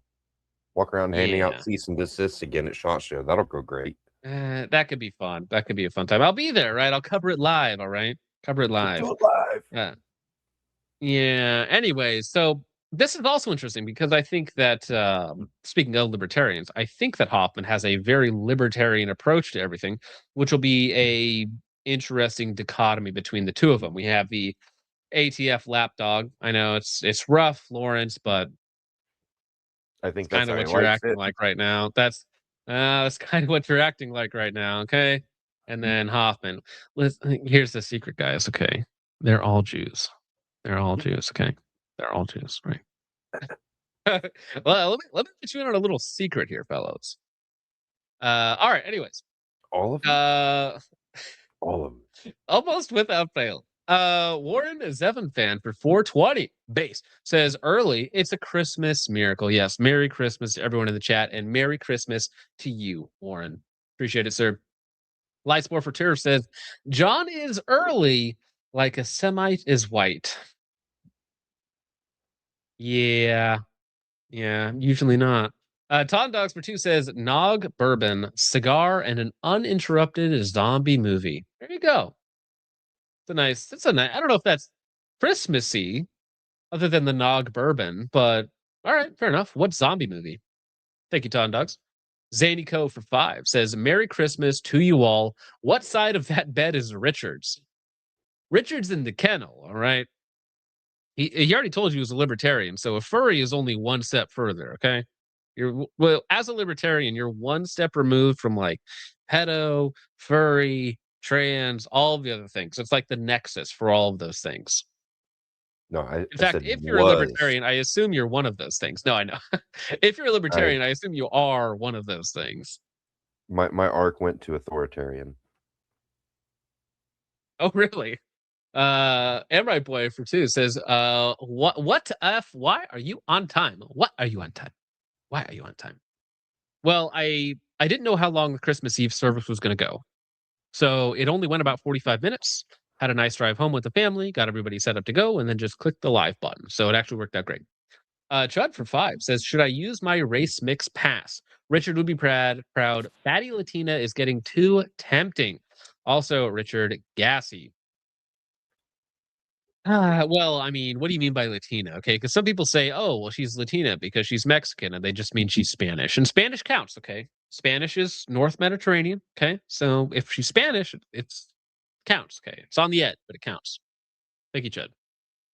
Polly B for 10 says, Merry Christmas Eve. You'll be glad to hear I'm drinking cider, mega based. Actually, the one of the best beers I've ever had. Well, of course it is. It's cider. Aspal dry English cider, thick out of Suffolk. Wish I bought more. Well, very based. Excellent choice, sir. Appreciate that. That's very similar to Strongbow makes a rosé cider that's similar to that. Warren Zevon fan for 10 says Bendy Bill doesn't bend Cali's paused gun laws. More should follow him. How many serious gun buyers are in Cali anymore? It's big, dude. That's the thing about Cali. How many people are in California? 40 million, 50 million, 60 million people? It's a So lot. it's one of the top markets. No, that's the problem. Is it is even with all of its gay laws, it's one of the biggest gun markets out there. And So I mean, don't understand it. he didn't well, I mean, I don't know how you would phrase that. Bendy Bill did stop selling to individuals in California, but he's still gonna ship to FFLs, I guess is how that works. So you're gonna have to spend their, you know, fee, transfer fee, whatever that is. So it's gay. Either way, it's gay. I don't know who to blame. Obviously, I blame California, but whether or not you blame Bill as well is up to you. Thank you, Warren. Polly B for 10 says, I literally drove from Houston to San Diego, or sorry, Houston to San Diego to give my brother firearms related Christmas gifts, which he has to hide from our mother, who he still lives with. It's bad behind the rainbow iron curtain. Yeah, that's right. The rainbow iron curtain. Also, Polly, don't admit to crimes on YouTube super chats. Okay, these will be held against you in a court of law. Don't do it. No, no. Thank you, Polly. I appreciate it, sir. I hope you had a good drive. That's a considerable drive. Central Saints Defense for 2 says pistol powder in a rifle case, referring to the blown up Grot. Yeah, that'll do It's it. possible. It's something. Way too much. Chud for 2 says another heavy piston gun. Who would have thought? Me. It's like, yeah, it's new gun comes out. Look inside, 8-pound rifle. Like, oh. Once again. Thank you, Chud. Appreciate it, sir. Chud for 2 says my 20-inch 6.5 Grendel is lighter than this POS. Yeah, when you set the base weight at 8 pounds, like you can get away with a lot in an AR-15. Like a lot. You can have a complete rifle for less than 8 pounds with an AR-15. Right? We're talking lights, optics, sling, magazine, 8 pounds. Like an 11.5, if set up properly, you can absolutely do it. Yeah, it Thank you, really is Judd. chunky. And yeah, that's the thing. Even That with one the picture fluted that they barrel. have. Well, but it's not that thick of a barrel, so they're not losing all that much. But I mean, with all of this stuff on it, we have is that the thumb version of a cog? We have a light, the big scout light. We got the app PLC. This is probably north of 10 pounds easily right here. With a pretty simple setup, it's north of 10 pounds. Yeah. Oh, Humble Redneck for 2 says, Merry Christmas. Go do push-ups. Take care, boys. Yeah, go on a nice Christmas walk. Go do some push-ups. Go work out. Something. Keep the blood flowing, gents. Thank you. In between all the stuff in your face, of course. Sabardic Noticer for 1488 says, John, you didn't read my wholesome jelking comment last night. I did. Yeah. I read the comment. It I pulled up. remember it. Yeah, I talked about your joking comment. Now we're talking about it even more. Why? I can't hang out tonight, boys. Wholesome alcoholic family nog consumption is in full effect. Glad tidings, Christ is king. Thank you very much, Sabardic Noticer. I hope you have it's Christmas, so I'll say happy nog drinking to you as well. Have a great night, Sabardic. Appreciate it, sir. Art Vandalay for $5 says PSA helped kill Anderson and Delta, then increase the price on products without needing to worry about that pesky quality or value. Yeah, I mean, China did that a lot with their electronics and other manufacturing, right? So you dump, it's called dumping. So you dump the market, flood the market with really cheap, low quality products. You force out other manufacturers, and then you raise your prices. Canada did the same thing, I want to say, with lumber and apples specifically. And then we had to pass like anti-dumping laws against like Canada and a few other places for screwing over American companies. Which, yeah, trade, there's no such thing as free trade. Trade is warfare. Okay. And if you want to win, you're going to have to, make the best deal, so to speak. Okay. Now, I'm not saying what Trump is doing is always giving us the best deal. Okay. But I'm just saying that free trade is usually, if somebody's saying that, somebody's getting screwed over. But thank you, Arvana. It's very true. It's very true. PSA helped to destroy the bottom end, and then they just kind of moved up to the mid range, right? Gay. Sabardic for 10 says, Sabardic for 10 says, someone gave me $100 yesterday, John. Can you believe it? I can. I hope you enjoyed my message to you, Sabardic. It's a Christmas miracle. Not that I needed the money. Apparently, it just seemed you were a little threatening in your message. It was half nice, half threatening, which is kind of the vibe I've gotten from you, Subartic. I'm always like, should I ban Subartic? He's a little threatening. Then he's like really nice. And then, it's like a unstable ex-girlfriend, which I don't have, but I've heard the horror stories. All right. Thank you, Subartic. Hilter Lover for 5 says, I just realized my college can see I've used this account on their links for class this semester. Am I cooked? Oh no. Ooh. Would Mr. Hilter Lover 1488 come to the front of class? Spoiler alert, you're actually like a rotund Mexican. They're like, oh, you're Mr. White Supremacist. You're quite a bit browner than I expected. Proud boy, I think he said. Proud boy? What? No, but I appreciate that, Hilter Lover. Good luck with that, man. Depending on where you are, that is absolutely crazy. But speaking of absolutely crazy, dude, what the heck? Here you go. It's alphabet soup. I made it special. Huge ass for $100. Where is it? You get the anime.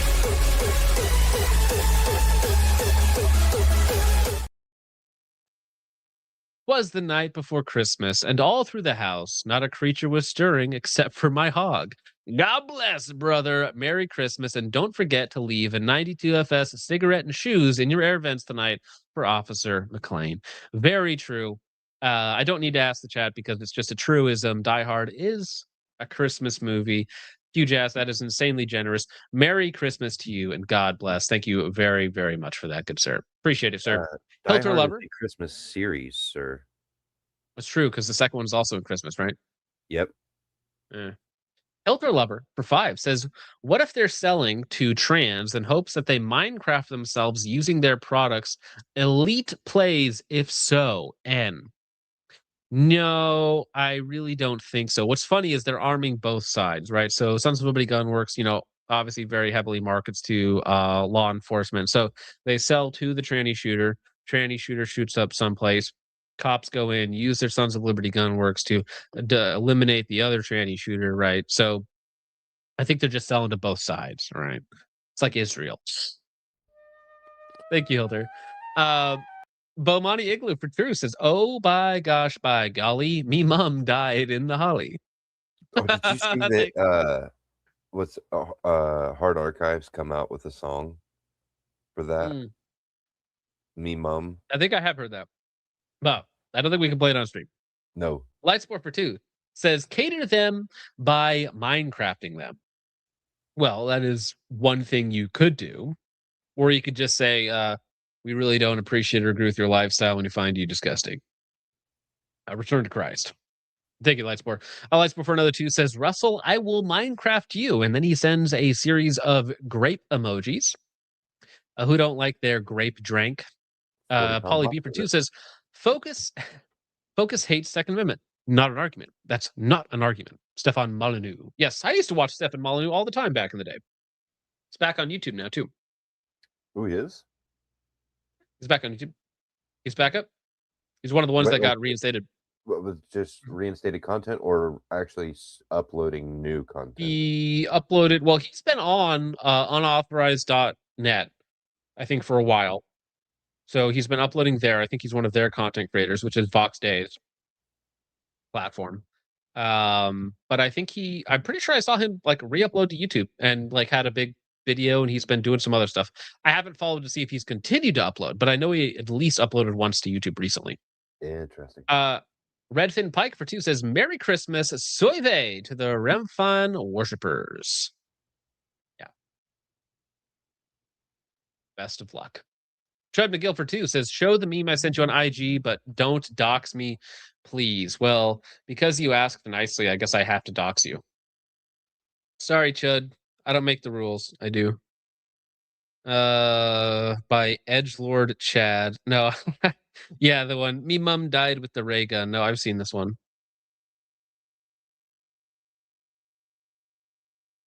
I don't know how to. I don't know if I can put that up on screen.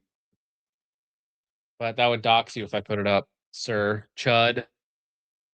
Central States Defense for 5 says, need a prayer request. Fellow cop last lost his fight with cancer on the 22nd, leaves behind a wife and 3 kids. I'm very sorry to hear that, Ben. Absolutely tragic, tragic timing. Yeah. I'm very sorry to hear that, man. I will absolutely send a prayer. And if you want to send me a link to some sort of GoFundMe or if there's any sort of communal fund, I'd be happy to support that as well, Ben. But thank you very much for that. Art Vanderlei for 5 says, gotta drop off to do the Santa thing. Christ is born and Merry Christmas, everyone. Merry Christmas to you, Art Vanderlei. Appreciate it, sir. Hope you're having a good night out there. Prayers to his family. Absolutely. Rest in peace, good sir. All right. Well, over on Ko-Fi, let me grab these real fast.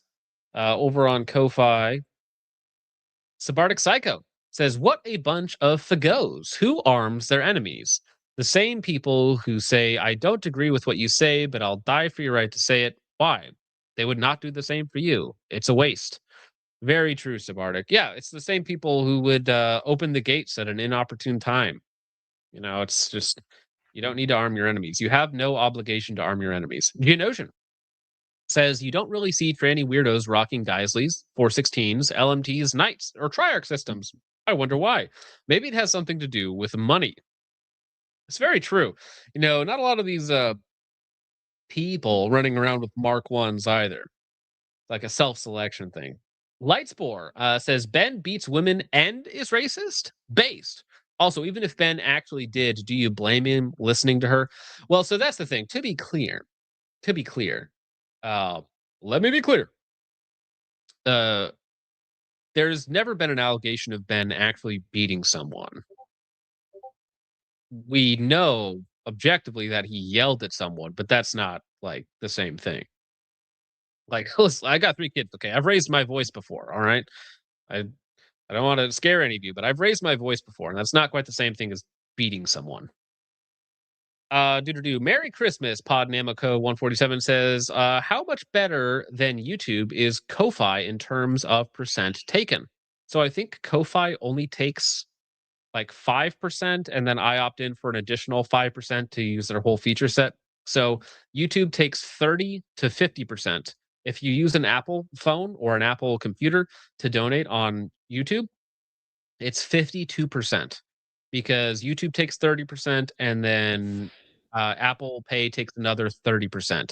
If you're using an Android or a PC or something else, then it's just 30%. So, for instance, if Hugh Jassy sent $100, so if it's on a Android or on a PC, I get 70 of that, which is insanely generous. However, if you used an iPhone or a Mac or whatever, I would only get 48 out of the $100. So he paid YouTube $30 and he paid Apple $22 out of that, right? Which is crazy. So using Ko-Fi, you get rid of all of that, and I get 90% of it. So it's way better for you guys because you don't have to. You could donate half as much, and I would still make the same, which would be fantastic. Or I just keep more of it, right? And you're not paying Google, who hates you, or Apple, who also hates you, right? Yeah, like the night Overton Windex dropped a single $500 super chat or something like that, and poof. Yeah. Immediately half of it was gone to YouTube right away. Yeah, which is 30% to YouTube, another 30% to Apple. So yikes. Ko-Fi supporter Anonymous over on Ko-Fi says, make sure to get some rest, Santa, and don't forget to bring along Rose Suchak ladder. Merry Christmas to all, and to all a good night. Merry Christmas, Anonymous over there on Ko-Fi. Much appreciated, sir. All right, sorry about that delay, but thank you very much for the support. You guys are, as always, insanely generous, keeping up with the spirit of Christmas. Hey, Tom Foe's in the chat. Merry Christmas, sir. Also, yes, on Ko-Fi, you can say literally anything you want. Literally. The messages I get on Ko-Fi, like, let me tell you, disturbing to say the least. All right. But also, speaking of disturbing, let's get into lawfare. Now, if I can't hear this, I'm going to crash out. If it doesn't allow me to hear this, I might have to like reset my PC or something, because it's kind of important that I hear what the kind gentleman is saying. Okay. So this is from a great channel. It's a smaller channel, Stambole Law, who you guys should absolutely go check out. I'm going to drop this link in the chat for all of you. Go check out his video. Go subscribe to his channel. immediately because he did a really good, thorough deep dive in the lawsuit between Rare Breed and now Hoffman Tactical, which I think was posted yesterday or the day before yesterday. So that link is in the chat. Go check out the video immediately. Give it a like. Give him a subscribe because he did a great job here, and we're going to go over this. I'd be happy to have him on the channel at some point in the future as well. All right, fingers crossed. I can hear it. 723 patent. I'm unfamiliar with the 784 patent. I can't hear it. Okay. Oh, I'm gonna crash out. Where? Do I need to interchange chat while you go put a hole in the wall somewhere? I can hear it. I can hear it now. Okay, I figured out what the issue was. It was stupid. I didn't. I didn't realize I manually muted all the tabs while I was setting them up. So that was just my bad. Okay, here we go. So actually, maybe we should give some background because I don't know if he's going to give it all here. So this is Hoffman Tactical. Hoffman Tactical had a bit of a run-in with Lawrence DeMonico back in 2022 for alleged patent infringement. Lawrence here is the owner of Rare Breed. He kind of won, I guess you could say, against the ATF. They came to an agreement with the ATF basically that they can continue to sell their 3-position FRTs, but they have to go against everybody else. They have to sue everybody else. They have to litigate anybody else who quote unquote violates their patent, whatever that happens to mean. Right now, I am not a patent lawyer. I am not a lawyer at all. In fact, I would say I have a sub-average IQ. So my takes when it comes to what is and is not infringing is not relevant to the conversation at all. Okay, but maybe morally or tactically, I can give some insights on why this was a very bad decision from Mr. Lawrence DeMonico. While I think that the Rare Breed 3-position trigger is the best FRT on the market because it tends to just work, whereas the other ones you have to mess around with and play with. Earlier this year, he also sued at GOA, or he handed in papers at GOA, which is a big conference with a bunch of people. He went after the D's Nuts Tactical guys, and we had some fine gentlemen who were there at the event right next to him on at that time. And so Lawrence has been very, very litigious. And around here, we're not particularly fond of people who are litigious for no reason. Hoffman has been doing a lot of development with 3D printing. He's literally holding his Orca right there, which is a abomination, but it does technically work, which I'm not sure if I'm happy with or not. But he does a lot of 3D printing, a lot of stuff with FRTs. He's done a lot of design work, a lot of pushing to kind of, get the information, get the tools out to as many people as possible. And now that Rare Breed has sent or served Hoffman with a additional letter, a additional complaint, right, for patent infringement, also defamation, we're going to go through all of it here now. And it was literally filed just yesterday. It does have a date on the bottom. All right, so filed 12/23. Merry Christmas. Action for patent infringement from ABCI. Yeah, it's a bad idea. Merry Christmas. Here's a lawsuit. It's like, really? You didn't have to do that, right? You didn't have to send them the papers on Christmas. That's incredibly gay. Very, very gay. And it makes you look bad, right? And when you're selling products in an industry that's very insular, the gun industry is not that big, okay? So when you piss off a bunch of us, it's not going to help your sales. It's really not. IP and Rare Breed accuse Hoffman Tactical and Timothy Hoffman of infringing the 247 patent, the 784 patent, and the 723 patent. Now, I'm familiar with the 247 patent. I'm familiar with the 723 patent. I'm unfamiliar with the 784 patent. So I looked it up. I'm not even sure what that one is, but we'll take a look at it. All right, ABC is a Delaware company. Rare Breed is a Texas company. Hoffman Tactical, they say, is an LLC existing in Tennessee. Hoffman Tactical conduct business operating via website of Hoffman Tactical with a stated address of that PO box located in Tennessee. Timothy Hoffman, okay, we're going to skip his address. Patent infringement, the court has subject matter jurisdiction, none of that matters. Lawsuit relates to direct and indirect infringement of the 247, the 784, and the 723. Collectively, the patents ensued, and then they attached copies of those patents. I've got a copy of the 784 patent. Let me take a look. This is the 784 patent. I don't know if this... Now, the patent stuff is really boring. And from what I've heard when talking to people about patent lawsuits, is it's kind of a coin flip whether or not you actually have good standing, whether you can defend it, whether you can enforce it. It's kind of up to a judge's interpretation. Okay, so patent infringement is one of those things where it's very, very risky. It takes a lot of money.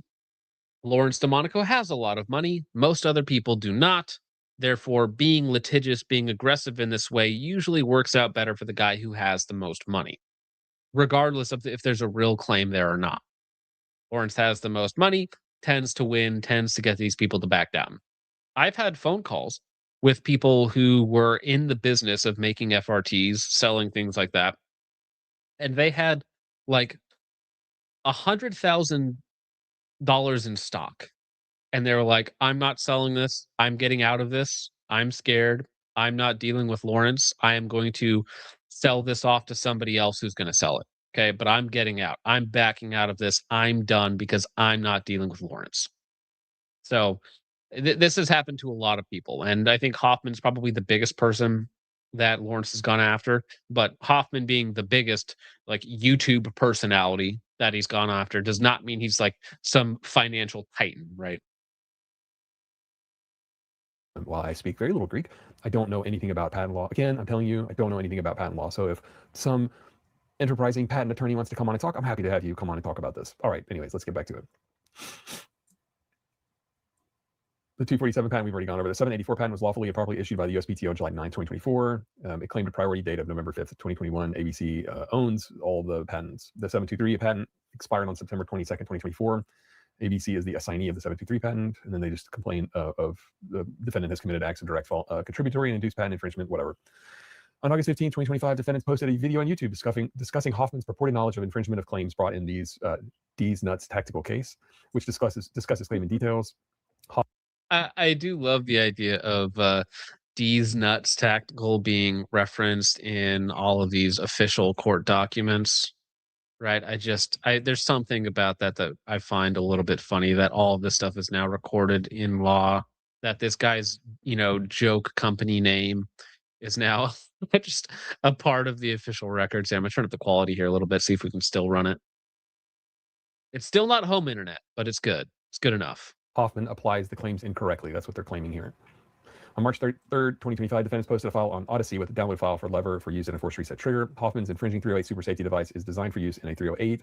Defendants' release of the infringing design of the 308 super safety was almost a year after the issuance of the 784 patent and more than 3 years after the priority date of the 784 patent. And then they have a download available at that link. And yeah, so YouTube, don't murder me for this link that's being shown on screen right now, because I'm pretty sure it doesn't work right now. But what they're claiming here is, of course, Hoffman, by doing this, by violating his previous agreement in 2022, by violating the patent, which was already in place at this time, by having this download file available on Odyssey, which you can find a lot of files floating around on some of these websites. Oh, congratulations, you're in violence of patent infringement. We're going to seek damages. We're going to seek defamation. There's a lot of things in this lawsuit that is very potentially scary for Hoffman Tactical. that looks like what Hoffman's putting out. Defendants committed direct and indirect infringement. I can't read. I'm sorry. It's really early. I'm leaving here pretty soon, so bear with me as I go through this. It will be painful. Enjoy it. Defendants have known about Rare Breed and ABC patent portfolio. I've said the same thing to many people For years, although plaintiffs have not asserted U.S. patent number 223 in this action, defendants' prior infringement of that patent is directly relevant to their knowledge of plaintiffs' forced reset trigger patent portfolio, their intent, and their willful disregard of plaintiffs' patent rights. Plaintiffs discovered. So, Shadow Force says Hoffman isn't making any money on this, so I don't see how they can sue him over this. Well, sure. You don't need to make money. That's not a part of the lawsuit in this case, I don't think. So for instance, if I am parading outside of a used car dealership with signs up saying that Jimbo car dealer man stole X amount of money from me or something like that, right? He could have means for defamation even if I'm not making money off that. So just making financial gain, I don't think is one of the complaints, but I think them having damages, them suffering damages is part of the claim. So they're saying by him violating their patents, by him having this, download link in this other website, they are causing them damages, and they're going to go up to triple of whatever these theorized damages are. So making money can be a part of lawsuits, right? That can be an element because they can, like I said, let's say you make $1 million off of somebody else's patent. Well, then they can sue you for that $1 million plus, right? But it doesn't, just making money isn't a necessary component. In early 2022, the defendants were offering and distributing a 3D printable modification to a standard AR platform trigger that effectively converted such trigger to a forced reset trigger. When made and assembled as instructed, defendant's 3D printable download infringes at least one claim of the 223 patent. They sent him a cease and desist letter on February 9th, 2022. After negotiations with defendants, plaintiffs entered into an agreement to resolve the dispute on February 24th, 2022. So from February 9th, 2022 to February 24th, 2022, they resolved the issue. At that time, plaintiffs explicitly warned Hoffman that if he intended to remain active in the forced trigger space, he must consult a qualified patent counsel to review plaintiff's patents to avoid further infringement. During negotiations prior to settlement agreement, Hoffman said that the idea is to get around plaintiff's patents or words to that effect. Thus, on the date of the defendant's release. So now keep in mind that this is also tricky because Hoffman has a previous settlement with Rare Breed, Lawrence, ABC. It's ABC IP, I think is the one. But he has a previous settlement with them to not infringe in the future. So they're also claiming that he's in violation of their previous settlement on top of like these other charges. So there's a bunch of things there's a bunch of complaints here, right? It's not just one thing, it's a bunch of things, which gets very expensive to defend, which gets very difficult the more things you add on, right? Because maybe now, of course, this is their letter, Lawrence's letter. So this is going to make Hoffman look as bad as possible. So when Hoffman says, I have ideas to get around Rare Breed's patents, doesn't look great, right? From a legal perspective. If I say, oh, well, I'm in this agreement with them, but, I got to work around, I got a way to sneak through it or something like that. It doesn't look good. And it might be taken out of context again, because remember, this is Lawrence's letter. This is Rare Breed's letter. So this is designed to make him look as bad as possible. So the infringing design, they knew or should have known about the 723 patent, which had been revived and assigned to ABC for more than a year before the release, in addition to plaintiffs' pending applications. Defendants posted a video titled Rare Breed C&D letter, what happened and moving forward. Defendants informed viewers that the files they admit to removing from their download site are still available if you know where to look, and attempted to subvert the patent system by instructing viewers to search out the files from which they removed them. Yeah, again, when Hoffman said that in his 2022 video, that seems to make sense at the time, but somebody as litigious as Rare Breed or Lawrence, like, they're going to use everything you say against you, which is why there are some people, like, I can get away with it. Like, I can get away with being mean to Sons of Liberty Gunworks. I can get away with being mean to SIG because for all of their faults, they're not particularly litigious, right? So, and I also don't think any of my claims break the line of defamation. I just think I'm spouting my opinions on things that I see online, okay? Right. But somebody like Lawrence, somebody like Rare Breed, I would be more careful. I would tread carefully. All right. Because again, like, I'm not made of money. And if I had to fight a 6-figure lawsuit, like, it would not be fun. Not be fun to figure out how to do that. Download links so they can continue to make and use infringing forced reset triggers. It's amazing. You're going to patent something. Okay, fine. I like the patent system. And then someone makes something and they're like, here, you can print this yourself. And they're like, you can't do that. It's infringing our patents. I get it. I just don't know enough about patent law to get it, I guess. Defendant's infringement of the 223 patent, the receipt and formal notice, the settlement agreement, and plaintiff's explicit warnings about additional patents and pending applications all establish that defendants have been on clear and unambiguous notice of plaintiff's intellectual property rights. On or about April 6, 2025, plaintiffs had a telephone call with defendant Hoffman. On that call, defendant Hoffman admitted that the infringing devices infringed the claims of the 723 and 247. Plaintiff alleged that Hoffman, at a minimum, made a statement regarding his thoughts on the infringement, as evidenced by the screenshot below from HT's social media account. I remember this tweet. To clear something up, I have not admitted that the super safety infringes any patents. It does not. This rumor. So now this is also, I don't know who he was on the phone with, but this is also something you need to be careful with. If you're on a phone call with somebody and you're saying something flippant, if that's recorded or if somebody can get the records of it, like, that can be held against you. So if he's on a phone call that he thinks is private and he's like, oh yeah, I know my stuff is like infringing on their patents, or it's really close, or it's like skirting the line, that's also something that can be held against you. Yeah, that's rough. And so as he says, I thought it was a private phone call. There's not much that's really private. There's not a lot that's really private. The most private you can get is face-to-face with no electronic devices within like 100 feet of you. That's really private. Everything else, kind of. arose from a statement I made on what I thought was a private phone call being taken out of context. Man. Later this year, on August 9th, representatives of plaintiffs approached defendant Hoffman at the HT booth during the Gun Owners of America Advocacy and Leadership Summit in Knoxville, Tennessee. During this in-person discussion, defendant Hoffman made a series of statements to further confirm his long-standing knowledge of plaintiff's patent rights and his deliberate decision to subvert the patent system and infringe those rights. Hoffman stated unequivocally that he does not believe in patents, that no one should have a patent, and that in his view, no company should be permitted to exclude others from a market, regardless of patent rights. Well, so and this is good work here. So by Lawrence's lawyers, this is good work. So they're framing Hoffman as a man who has a history of violating patent law, has a history of infringing on their patent specifically, on breaking their previous agreement. And then they're winding this up with the idea that this plaintiff, this guy, does not even believe in patents to begin with. No one should have a patent, right?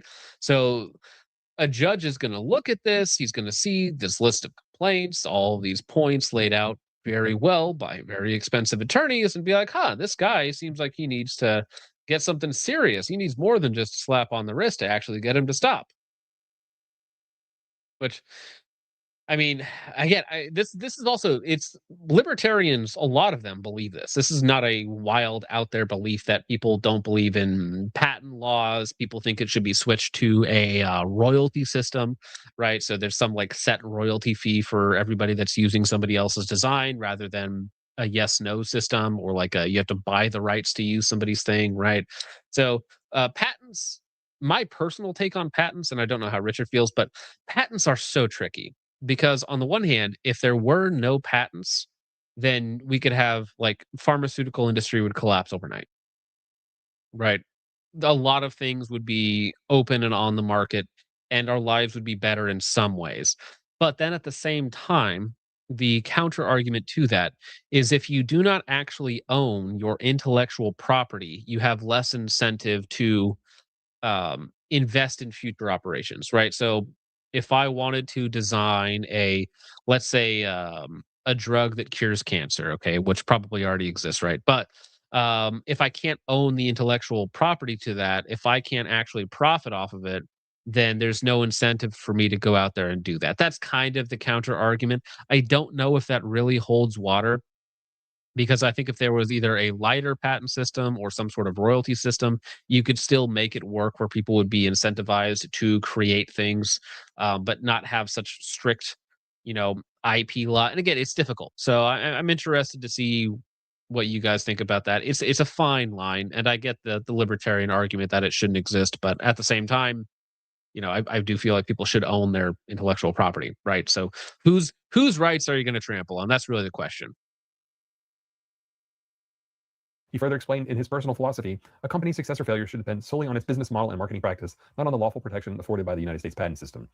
He admitted that he intentionally released the super safety design files to the public because he intended to use the masses as guinea pigs. Hoffman stated that he wanted widespread copying, distribution, experimentation, and sale of the design by numerous individuals and companies to overwhelm the market and make enforcement of plaintiffs' patent rights difficult, if not impossible. According to Hoffman, the strategy was... Well, again, that's really mean framing from Lawrence, but I think Hoffman maybe wasn't so concerned with rare breed as he was like legal enforcement in general, because again, if there is 100 million super safe style devices out there, it's a lot harder for the government to enforce it as well, right? If they're in common use, if they have actual litigation backing them, which they currently do. The problem that we are right now in 2025, late 2025, heading into 2026, is that rare breed is acting like the enforcement arm of the ATF. That's what they're contracted to do, basically, which works out great for the government. They don't even need to get their hands dirty. They just pile all of that crap onto Lawrence's back and are like, listen, buddy, this is our deal. You get to sell your triggers, but you got to go after everybody else. It's a very Faustian deal. Designed to cause rapid market saturation, thereby impairing plaintiffs' ability to pursue infringers to protect the exclusivity and limited monopoly granted by their patents. Hoffman has further stated that in releasing his 3D print files for the infringing device, he is more comfortable working near the edge and realizing that the federal government does not have unlimited power just to crush you if it's a lot of people kind of working together to say, no, this is legal and we can do it. Fair play. He's as the kids say, standing on business. or as the dog abuser Hassan Piker says, standing 10 toes in, or whatever that idiot says. Hoffman further represented that he had already arranged for the super safety to be manufactured using metal injection molding, and that once the market had become sufficiently saturated with unlicensed copies and subpar derivative works, I can't imagine him saying subpar derivative works, but fine. Now that is actually funny. Maybe Hoffman is just, being a little halvesy man himself. He's being a little merchant there, just kind of plotting his takeover of the SS market. He is SS market. That's funny.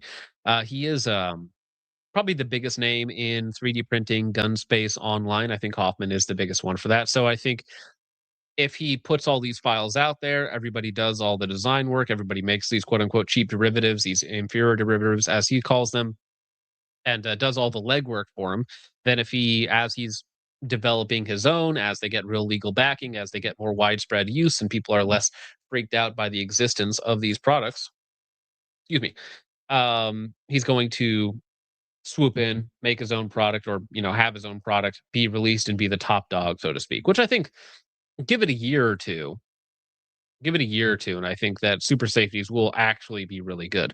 Right now, they're like kind of okay. To swoop in and dominate the market. He acknowledged that many people selling the infringement devices were involved in importing infringing devices from China, offered no warranty, or failed to deliver products to customers. Hoffman stated that his strategy involved leveraging his personal popularity and public following combined with his ability to offer the lowest price super safety product available to seize control of the market. Some other stuff. Who cares? All right. These admissions provide direct evidence of defendant's deliberate intent to infringe, to induce infringement by others, and to undermine plaintiff's patent rights, and thus restrain legal commerce by attempting to dilute plaintiff's lawful monopolies granted under the Constitution. So when he is the framing of this, you got to think how much damages this is actually going to be. And it's a lot, right? Because if they can prove that Hoffman, or at least prove to a judge that Hoffman intentionally tried to subvert their patent laws and use the wider populace to do it. Think about every non-rare breed, quote unquote, infringing device sold. We're talking about tens of thousands of individual devices, if not hundreds of thousands of devices at $100 a pop minimum, usually. So, I mean, the non-rare breed FRT market, $10 million, $50 million, $100 million. It's a lot, right? And so if you're saying, well, Hoffman, he's the guy who is allowing and pushing these people to get around our patents, right? And so we need to. I just saw Russell Fagg in the chat. That's quite funny. However, losing my train of thought. So if Rare Breed can say that, well, Hoffman is responsible for all of these hundreds of millions or whatever the actual number is of damages, so they can pursue restitution. Will that actually work out? All right, we're gonna skip the previous patent, so I'll stop talking and try to get through it. All right, now here's a picture of the super safety, which is the one that's got HT on the side of it, which is kind of the same one that they just got a patent assigned from this other dude that claims that he invented it, also with HT on the side, which stands for Hoffman Tactical, as I understand it. But that is the super safety. Defendants provide the design for a cam and cam lever that replaces standard AR pattern safety selector, both for 3D printing and for machining of metal parts via Odyssey. When infringing devices are installed in combination with the standard AR pattern hammer and disconnector with standard springs. So if you just put this with everything else standard, then they say it creates the invention of the 247, 784, and 723 patents. They claim that Hoffman posted numerous online videos and comments relating to the purported non-infringement of the infringing devices, using factually and legally incorrect application of patent law to compare their accused product to the 247 patent. Upon information and belief, defendants have further supported, incited, and posted comments relating to plaintiffs' 247 and 723 patents and their applicability to the infringing devices that were false. Such comments were published on YouTube. And here's the link to their YouTube video from August 15th, 2025 with links basically to the other patents. Now they say the statements are false and defamatory, and they've injured plaintiff's character and reputation, constituting a serious threat to plaintiff's reputation. Sorry. So again, now we're talking about, we're moving into the defamation section of it. So first part, of course, patent infringement, not only personal patent infringement, not only personal breaking of their prior agreement, but also an attempt to subvert their patents by using the wider public at large. Now we're also moving into defamation, which is good luck with that. Now, as a tactic, I think it's fine because you're adding the workload of Hoffman's lawyers by tagging on an additional complaint, right, of defamation. Defamation is very, very, very difficult to prove. but there's also no recourse to defamation. So, like, if it gets dragged out longer and longer, it's going to run up the costs for Hoffman. It's going to run up the cost for Lawrence. But again, Lawrence is thinking my pockets are deeper. Rare Breed's pockets are deeper, which they probably are because they are backed by big money and daddy government as well. So, yeah, it's a good tactic to drain the bank. Relating to plaintiffs' 247 and 723 patents and their applicability to the infringing devices that were false. Such comments were published on YouTube. And here's the link to their YouTube video from August 15th, 2025 with copy links basically to the other patents. Now they say the statements were false and defamatory and they've injured plaintiffs' care. J. Taylor B says super safety is to fund a lawsuit against Lawrence.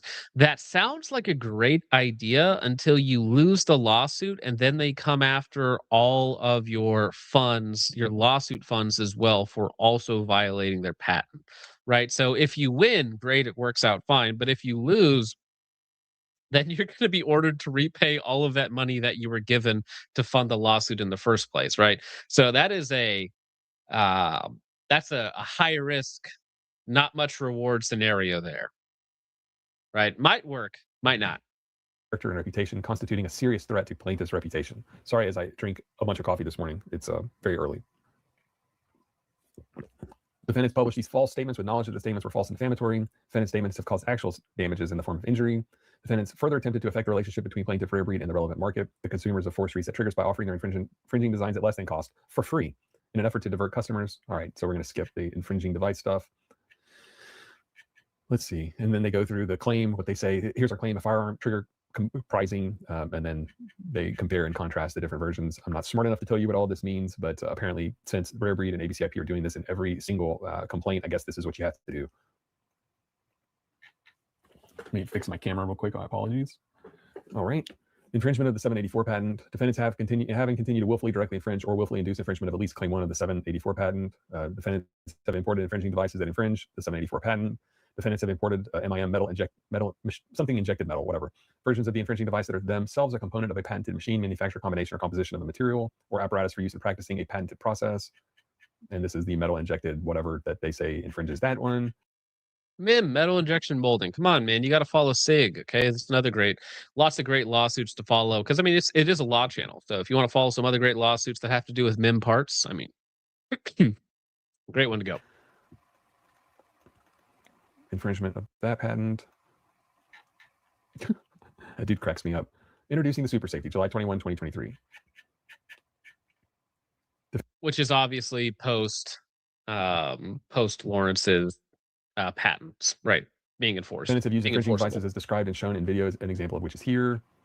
And then some more descriptions of their infringing devices.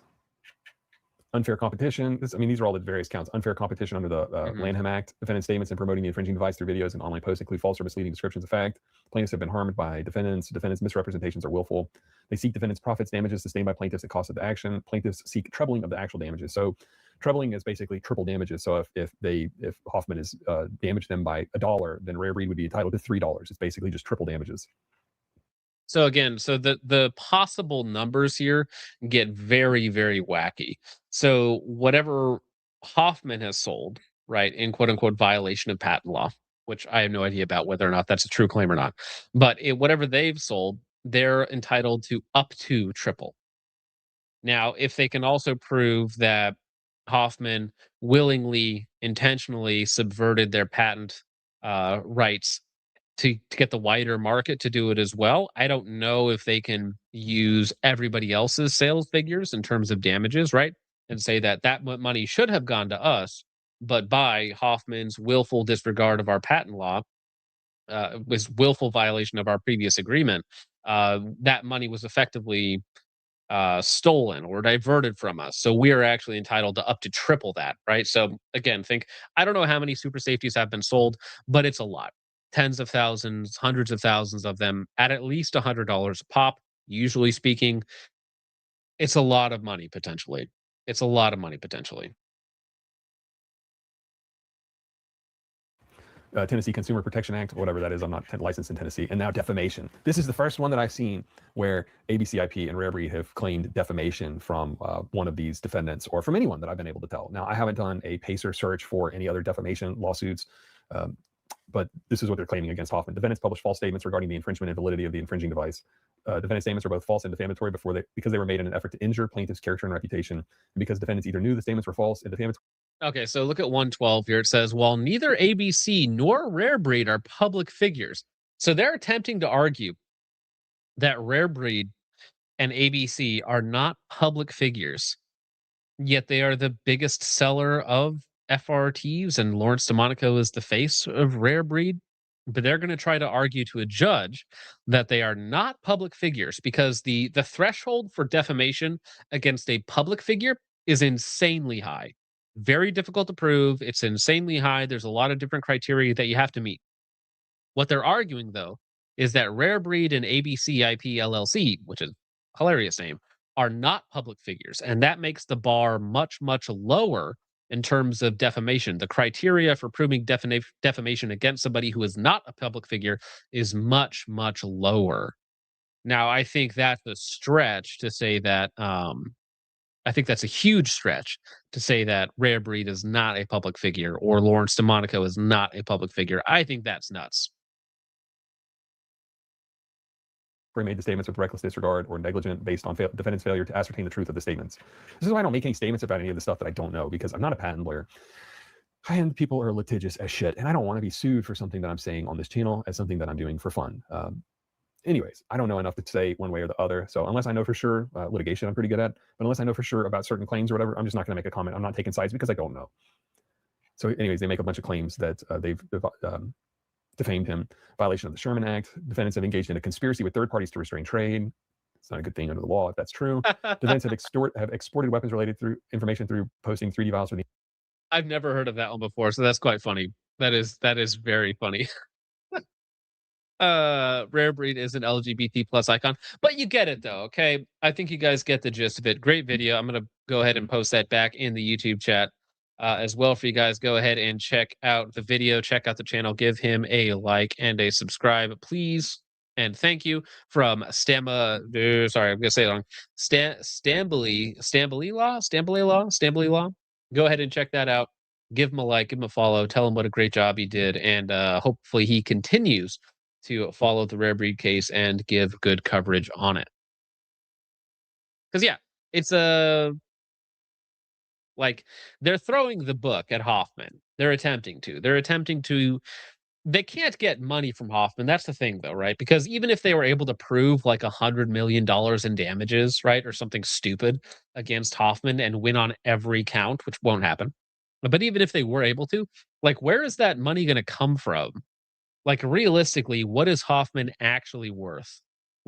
Like, I mean, high end $1 million, maybe a couple mil. Maybe he has a really good stock portfolio. Maybe he's worth 5, right? Maybe, but I would be shocked. Okay, but I just don't see what they're hoping to win here. I would assume that it's getting him to stop. But again, the lawsuit is like over the top. It's throwing everything at the wall and hoping some of it sticks, and some of it might. And that's the dangerous part when you get into patent law and you get into, the defamation. I think is silly. The Sherman Act thing, I think that's silly. I don't know anything about that. That's probably just to run up lawyers' costs. That would be my guess. But the patent infringement stuff, that's the sketchier one, especially since Hoffman had a previous agreement with Rare Breed, which makes things a little sketchy, right? And some of the things that Hoffman has said, they kind of skirt the line a little bit.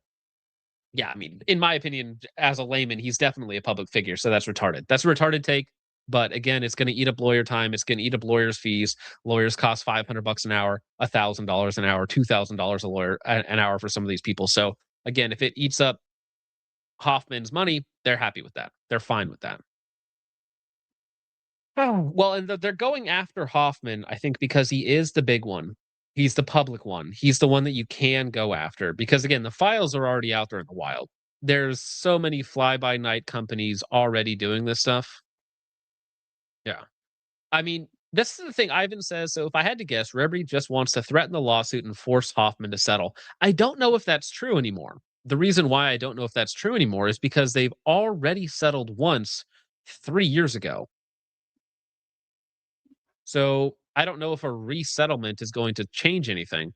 I think they might actually want to make an example of somebody, and that unfortunately is going to be Hoffman. So we can hope not. We can hope a quick settlement fixes this, because it would actually also be better for Rare Breed if the story went away. Because if the story goes away, then people stop making fun of them for being retards. If the story continues on, and even quote unquote best case for Rare Breed, if they win the case, everybody hates them anyways. So it's like, congratulations, you like ruined Hoffman's life and his business, but everybody hates you now, so that's cool, I guess. Right? Yeah. It's a lose-lose for everybody. Just stop it. Just stop it. But can Rare Breed even stop it, right? Because they're contracted, or I don't even know if that's the right word, but they're supposed to go after all these people, apparently, according to the ATF. So they got a gun to their head from the ATF and daddy government, and then the public also is looking at them with a little bit of side eye, like, could you stop being gay for like 5 seconds, please? Please and thank you. All right. Well, Ben actually just sent this to me. This is a cool, or Kyle W. Ladd going after trench grenade. Now, I love this. So, people you think is gun control in a nutshell. Okay, so this is some wise words from Mr. Kyle W. Ladd going after our boy trench grenade. How dare you, sir? How dare you? So let's hear what this wise man has to say. Okay. Folks, today we're going to talk about this idiot. Sons of Liberty Gunworks, you and your exiled heretic mob have been defeated on the great internet field of battle, and you... For those of you that are... Ah, man, come on, Kyle. You don't like that? You don't think that's funny? I think that's funny. Come on. I love it. Oh, what's your problem? You got a problem with that? Making fun of Sons of Liberty Gunworks for being a little gay? Does that hurt your feelings? Sorry. We're gonna play? Instagram, please. Instagram. Are unfamiliar, that is an internet personality known on YouTube as Trench Grenade. And recently, Sons of Liberty Gunworks, a manufacturer of firearms, went on a podcast and said that they think that people need to talk to people that are anti-gun and maybe make them not anti-gun. Now, if you watch any of his content, you're going to... I don't know what is going on. I'm going to refresh this because Instagram is not doing well. Please, Instagram. Today we're going to talk about this idiot. Sons of Liberty Gunworks, you and your exiled heretic mob have been defeated on the great internet field of battle, and you... For those of you that are unfamiliar, that is an internet personality known on YouTube as Trench Grenade. And recently, Sons of Liberty Gunworks, a manufacturer of firearms, went on a podcast and said that they think that people need to talk to people that are anti-gun and maybe make them not anti-gun. Now, if you watch... I think that's what Sons of Liberty Gunworks said. I think you're misremembering it. Maybe they said that at a different point in time, but again, from the 20 or 30 minutes of it that I've seen, that's not really what they said. I mean, they sold guns to Moms Demand Action, which again are people that actively want to take away all of your gun rights. So that doesn't make a lot of sense. And they said that they are fine with selling to anyone and everyone, regardless of political beliefs, identity, or anything else like that, which is like a fine generic take to have. Like, we don't have to particularly care about it. Right. But we can also point out and be like, selling guns intentionally to people who hate you, like, you don't have to do that. You don't have to be cringe. You can take a stand against people that hate you. Like, you can do that. You don't have to sell to these people, right?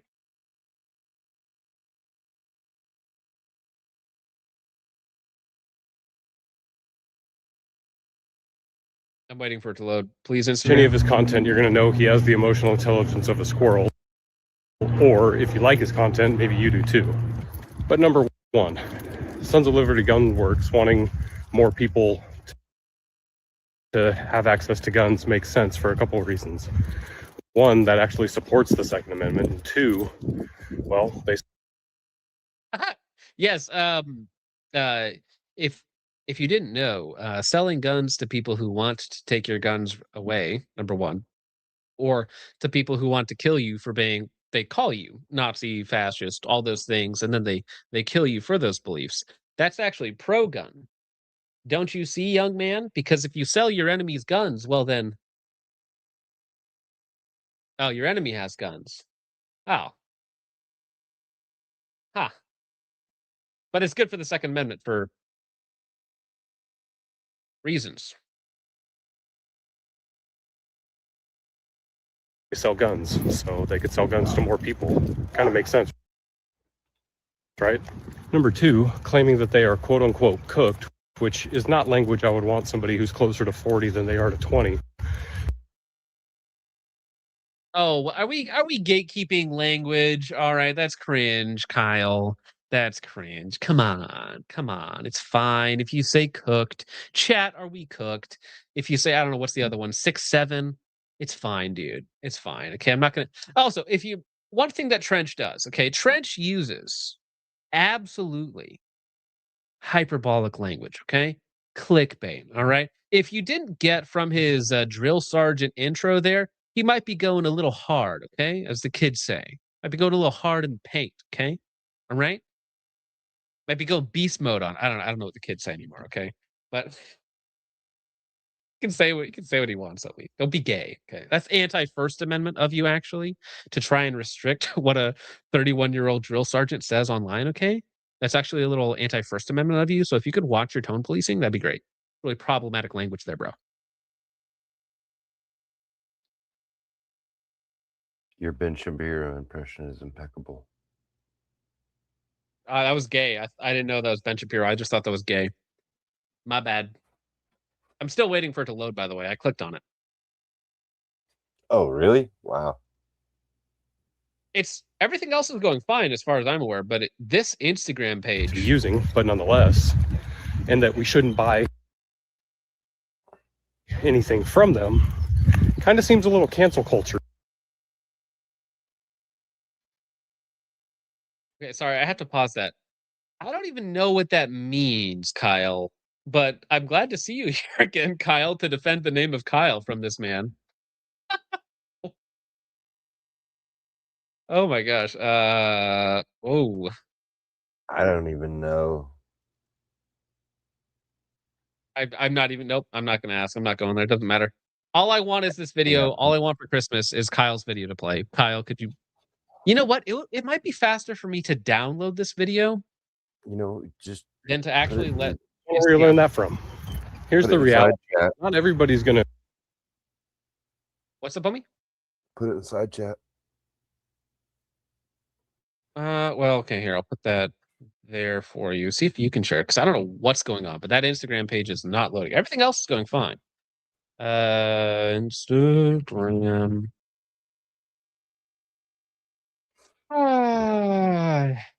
Yep, give me 1 second. Any quote unquote conservative person talking about cancel culture is very 2020 coded. It's very boomer coded. Sorry if you don't get that.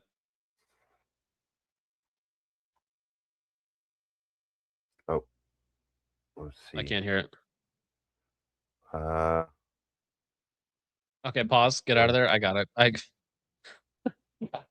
I don't know how, but I literally downloaded the video faster than it would actually freaking play. So I don't know what the problem was there, but I literally, here we go. I have the full video. Now I can just play it at will. So I should have to share it.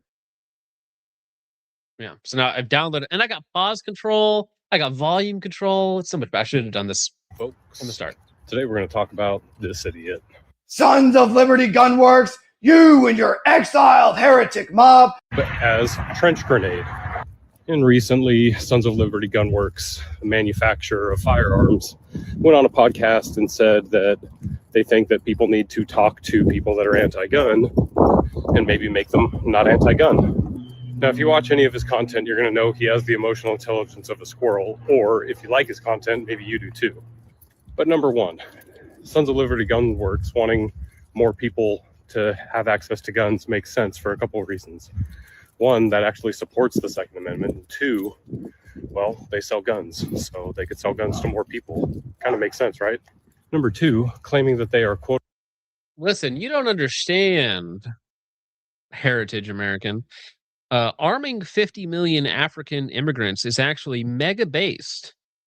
It's mega based because the Second Amendment, regardless of the fact that they hate you, your culture, your traditions, your religion, your children, but arming them is mega based. Don't you see? Because that will increase the GDP of Sons of Liberal Gunworks. So actually, sell heritage American. Sorry, I'm using that as a slur, by the way. Selling to 50 million Somalis is actually mega based. unquote, cooked, which is not language I would want somebody who's closer to 40 than they are to 20 to be using, but nonetheless, and that we shouldn't buy anything from them, kind of seems a little cancel culture-y. Wonder where you learned that from. Here's the reality. Not everybody's going to agree with you on everything, and that's okay. But if you act like a petulant child like this guy does all of the time, they are definitely not going to listen to anything you have to say. It's not complicated. You got a tone police. Listen, if your tone is too harsh, if you're not nice enough, they won't let you come to the table. You can't sit at my table. You're not the cool kid. All right. You need to be a good steward of whatever group you're trying to represent. And that looks like engaging in civil discourse with people of dissenting opinions. And if you're Yeah, I don't the discourse, right? The discourse, always funny.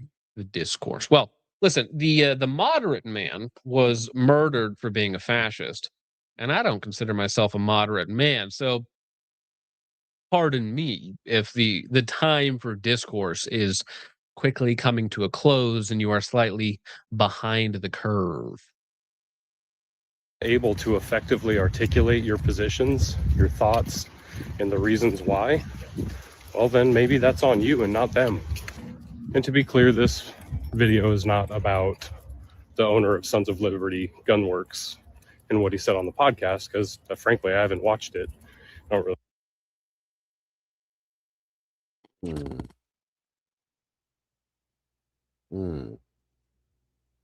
What do you mean you haven't watched it? How could you possibly say what he said on the podcast if you haven't watched the podcast? You're here to attack Trench for his take, yet you can't even have a take. You...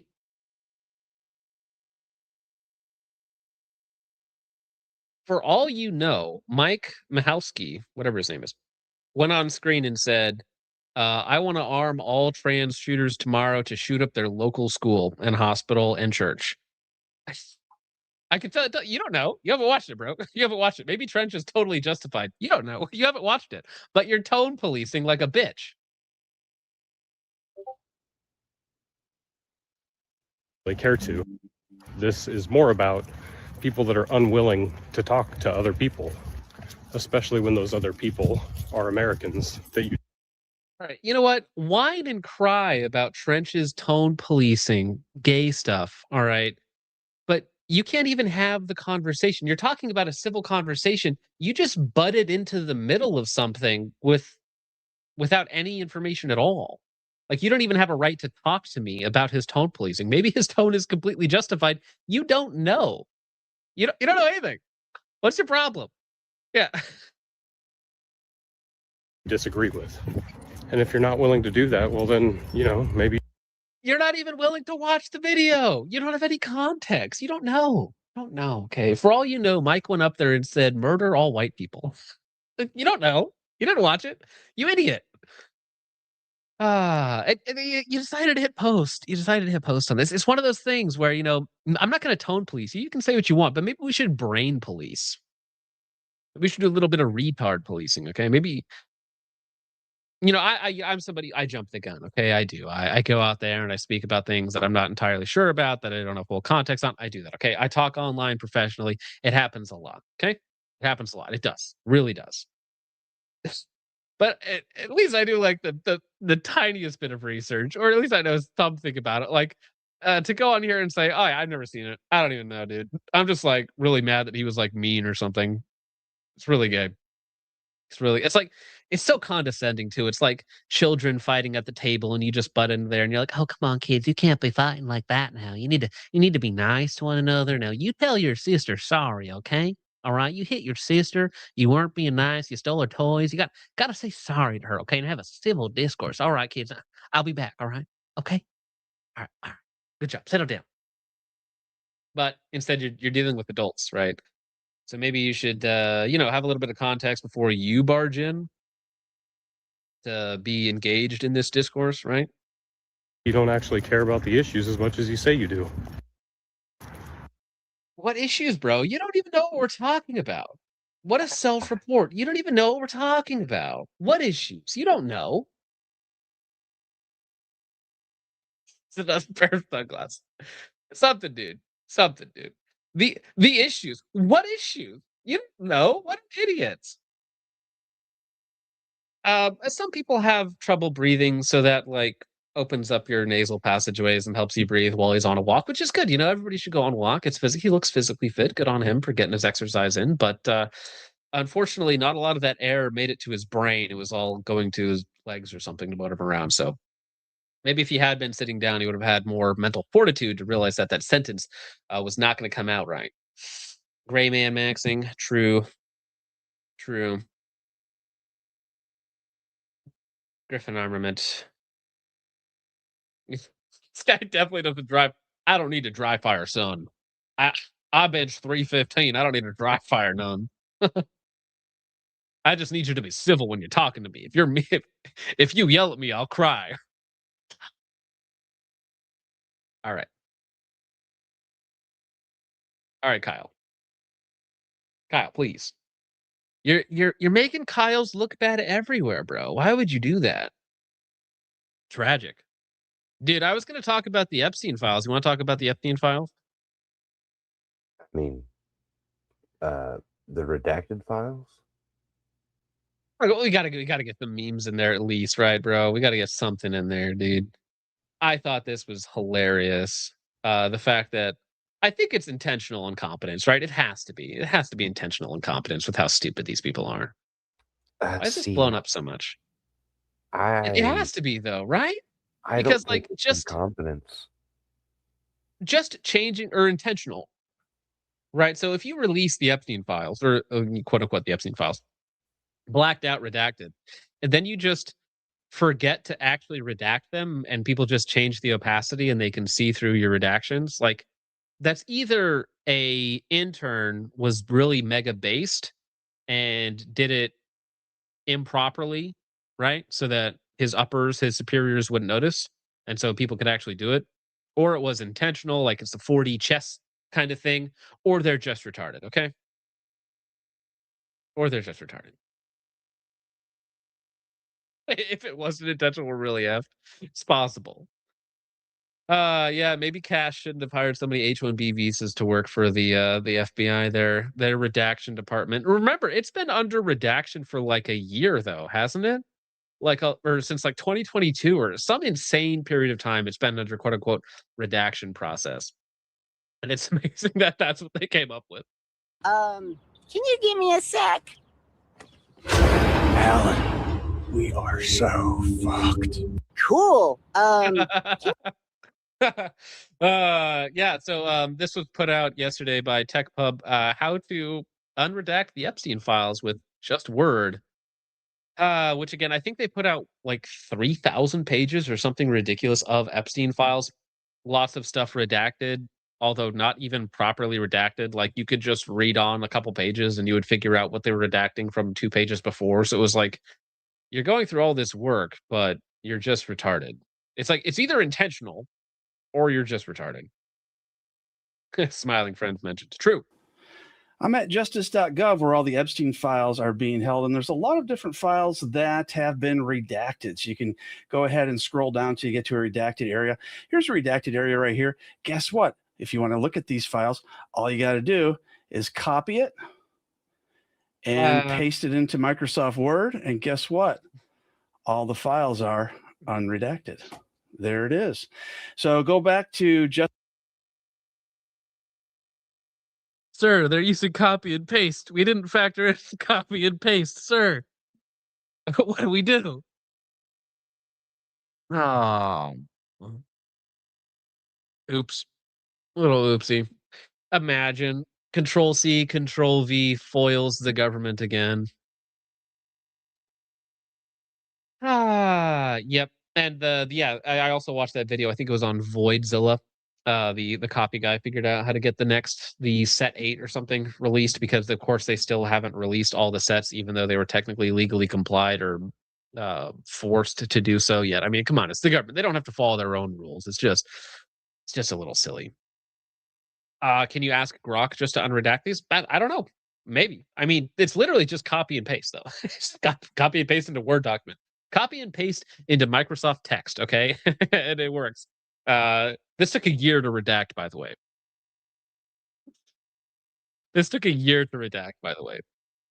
Undone in 4 seconds. Justice.org, find all those files and start unredacting before they figure out how to stop you. Yeah, little oops. Now, this one here was put up earlier today. Now, this is just the mega dump of all of the photos. This was 4 days ago. 3,950 photos.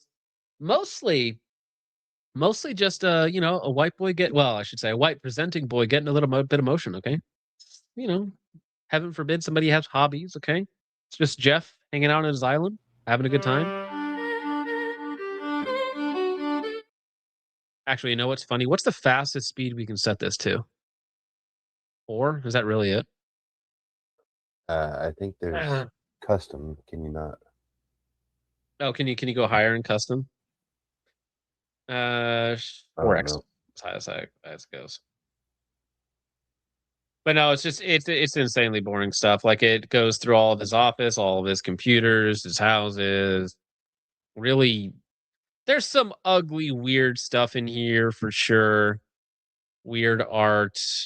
His island stuff is strange. Some of the people in the photos are a little awkward and whatnot, but it's really boring. And plus, this is 3 hours long. We're definitely not watching it all. But yeah, we'll just how about we just let this run in the background as we get to some of these. Redfin Pike for 5 says best flow through 30 cal suppressor under $500 considering the WIT Dirty 30, but if there's anything better without doubling the cost. The AB10, I want to say AB suppressors. I don't know what it's called. I think it's the AB10, but I think they have a 30 cal version that's $500, $600. So under 500 is tough. Under 500 is very tough right now. Soon, hopefully. But yeah, the WIT Dirty 30 is not low back pressure. It's just really small and not very good. So I kind of don't recommend the WITs all that much. Maybe the new tuna cans, because they're going to be coming. They're supposed to be sending me a 9mm can. I think the tunas are going to be $200, $300, somewhere in that range. So maybe hold off till next year. Thank you, Redfin. Appreciate you, sir. Subarctic Psycho for 5 says, only I can threaten John. I invented it. Anyone else trying it will catch a C&D. Subarctic, I'm going to need you to send some C&Ds out, all right? You're going to be my enforcement arm. I'm going to be the ATF. You're going to be Lawrence DeMonaco, okay? Sinastral Rifleman for 2 says, Merry Christmas. Code Focus Grift is active. That's right. Yes, I turn on a camera and I speak. That is grifting on the internet. It's grifting when you're successful at it, though. When you're small, they don't care. But as soon as you get any level of success, then it's grift. Right. Even though I've been, making videos since like 2016. Central Sands Defense for 10 says a rare breed has gone from based to the most hated company in the 2A space. I really hope they go bankrupt, chasing lawsuits for what, dollars? I mean, doing the ATF's bidding, I guess. And even worse, I hope both sides of their pillows. I hope both sides of their pillows are warm. True. Yeah. I wish you a very Merry Grinchmas, Lawrence and Rare Breed and ABC IP LLC. Thank you, Central Sands Defense. Thank you, Ben. And yes, I did get your link to the GoFundMe, which I'll post it in the chat in just a second. Then again, says comment on their most recent Insta post is funny. I think they're just going to weather the storm, though. I think unless you're retarded, going into this, you have to know that Hoffman's fan base and the rest of the GunTube fan base is going to eat you alive for doing this. Like, you have to know that the backlash is going to be bad, unless you're just stupid. So Nasty Rifleman again for 5 says, does Hoffman have a GoFundMe yet? Lawfare like this is a threat to the Second Amendment as a whole. Well, that's another thing that I think is really disgusting about this move by Lawrence is you do it right before Christmas so that getting a lawyer is difficult. It ruins your family time. It ruins your Christmas plans because you got this huge thing hanging over you. And I know multiple companies. It's funny that this has happened. I know multiple companies in the gun industry that have waited to jump lawsuits on people till right before Christmas. It's just a scummy, disgusting thing to do. So as of yet, I'm sure Hoffman is very busy. I'm sure he's calling people and working on things. I have not seen a GoFundMe yet. But when it does, I think it is important that we get behind him. Thank you, Sinastral. Appreciate that. Chud for 2 says, in that vid, Trench looks like Mr. Frog's dad. He's the chat's dad. How about that? I don't think you guys will like that. I think you guys would be happier to be orphaned, some of you. Cody Fisher, 1x Precision for $20. Thank you very much, sir. That is greatly appreciated, man. You get Candace. You don't get to ask those questions. What's wrong with you, Mom? Why are you so scared? Thank you for that. Appreciate the live tonight, brother. Merry Christmas. Merry Christmas to you as well, Cody Fisher, 1x Precision. Greatly appreciated, man. Glad you're enjoying it. Hope everybody out there has a Merry Christmas. Lightsport for 2 says, Trench, give me the order and I will find this man. He has a bad take, guys, but as far as Kyle W. Ladd goes, just ignore it. Like, he's not relevant. He hasn't watched the video, he hasn't watched the podcast, he doesn't even really have an opinion that's valid in any way, shape, or form. He's just another retard voicing his line on internet, which, I mean, come on. There's a lot of us here right now. Thank you, Lightspore. Sabardic Notice there for 5 says, Lawrence need to repent or do a private pile on himself for betraying us. Took me so long to find phrasing that passed YouTube censorship. N. Well, I mean, that is a way to phrase it. I mean, I don't think he can back down, though. I don't think Rare Breed can back down because otherwise they'll be in violation of their agreement with the ATF. So if Lawrence backs down, then he has bigger problems. And if he doesn't back down, then everybody hates him. So he is between a rock and a hard place, and I'll let you decide which one is which. Thank you, Sabardic Notice, sir. I appreciate that, sir. Axe Grind for 2 says, Merry Christmas, everyone. Be safe traveling home. Yes.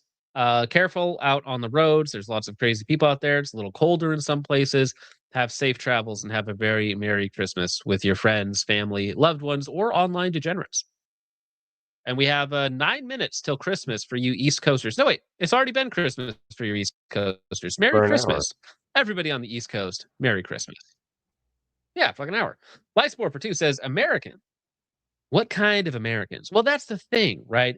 If you believe Vivek is just as American as me or you, or, some Somalian under a refugee status is just as American as me or you, well, then we have different definitions of what an American is.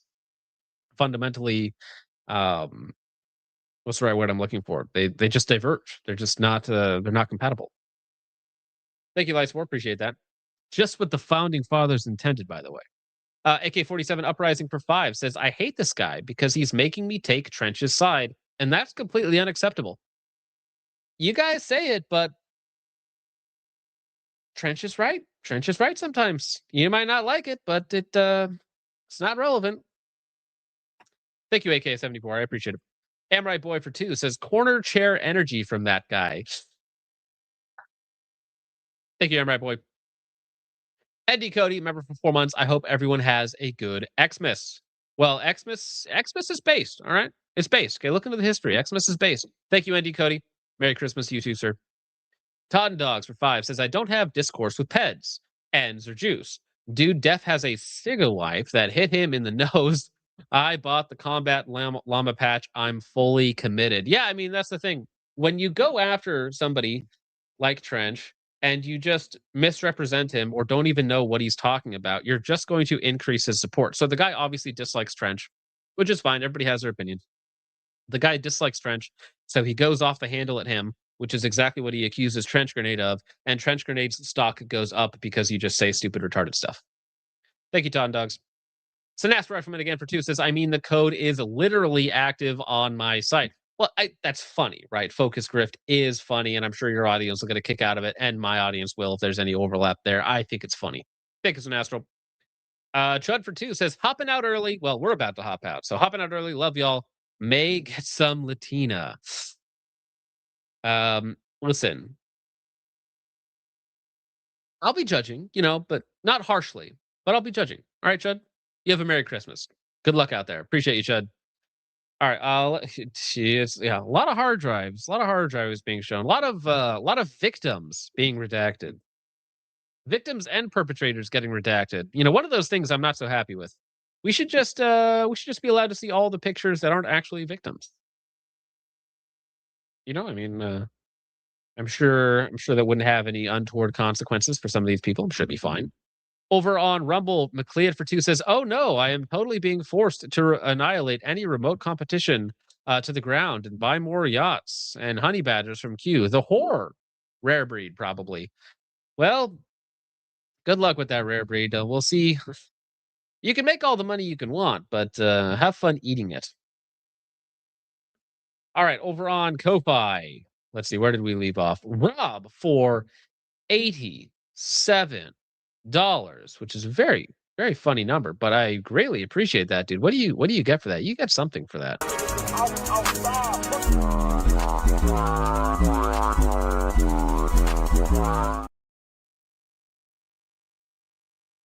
For $87, Rob, that is insanely generous of you. Says, tell my gay brother-in-law, Andy, he'll like his Christmas gift. Andy, you're going to like your Christmas gift. Also, believe in yourself in spite of your decision to marry my sister. Sister? Rob? Who are you, Rob? Probably in the other room right now, Rob. You're not named Rob. What's your problem? Rob? I can say your name right now. You probably wouldn't like it, huh? That's funny, though. Thank you, Rob. Pinochet for $100. Oh my gosh. $100. I work for the FBI. I am a federal informant. Shut the fuck up, man. Fresh Pinochet for $100 says, Merry Christmas to the Focus Trip clan. Merry Christmas to you, Pinochet. Incredibly based. Best helicopter ride in the world. May you all be the same. Sorry. Tidings and joy to all in the chat. Grateful and blessed. May you all be the same. Going to have to catch the VOD, but again, Merry Christmas, and I'm excited to share the new year with you all. Well, that is insanely kind of you, Pinochet. And yes, I'm excited for the new year. Whether we remain on YouTube remains to be seen, but with friends like you and everyone else, I'm happy to do it regardless of the outcome. Wouldn't have it any other way. Lightspore over on Ko-Fi says, why can't we just have them 1v1 on Rust or something? I think that would be a lot more entertaining. He also says with the intervention, of course. I think it would be a lot more entertaining, a lot cheaper, and it'd be legally binding. I think, honestly, this is why duels to the death are so much more efficient, right? No millions of dollars in legal fees, no tying up judges and lawyers and the whole court system for months or years at a time. Just suit up, fight it out. One of you will yield or one of you will die. Then the winner take all. It's way more efficient. Ko-Fi supporter. Democracy will, in practice, lead to the destruction of a people's true values. That was from Happy Hanukkah, I want to say. Merry Christmas. Yeah, HH's in the chat, please. Merry Christmas and Happy Hanukkahs or Hulk Hogan or whatever you want to say. Appreciate that, guys. You guys are insanely generous and fun to hang out with, too, which is definitely a bonus. It's like when you have a cool sister. It's like, you're gross because you're my sister, but at the same time, it's like, oh, great, you're not a terrible person. All right, Richard, what do you got going on, homie? Well, tomorrow is Christmas, and I hope everybody takes the day to spend it with their family and their loved ones. And yeah, God is good. That's all I got. Absolutely.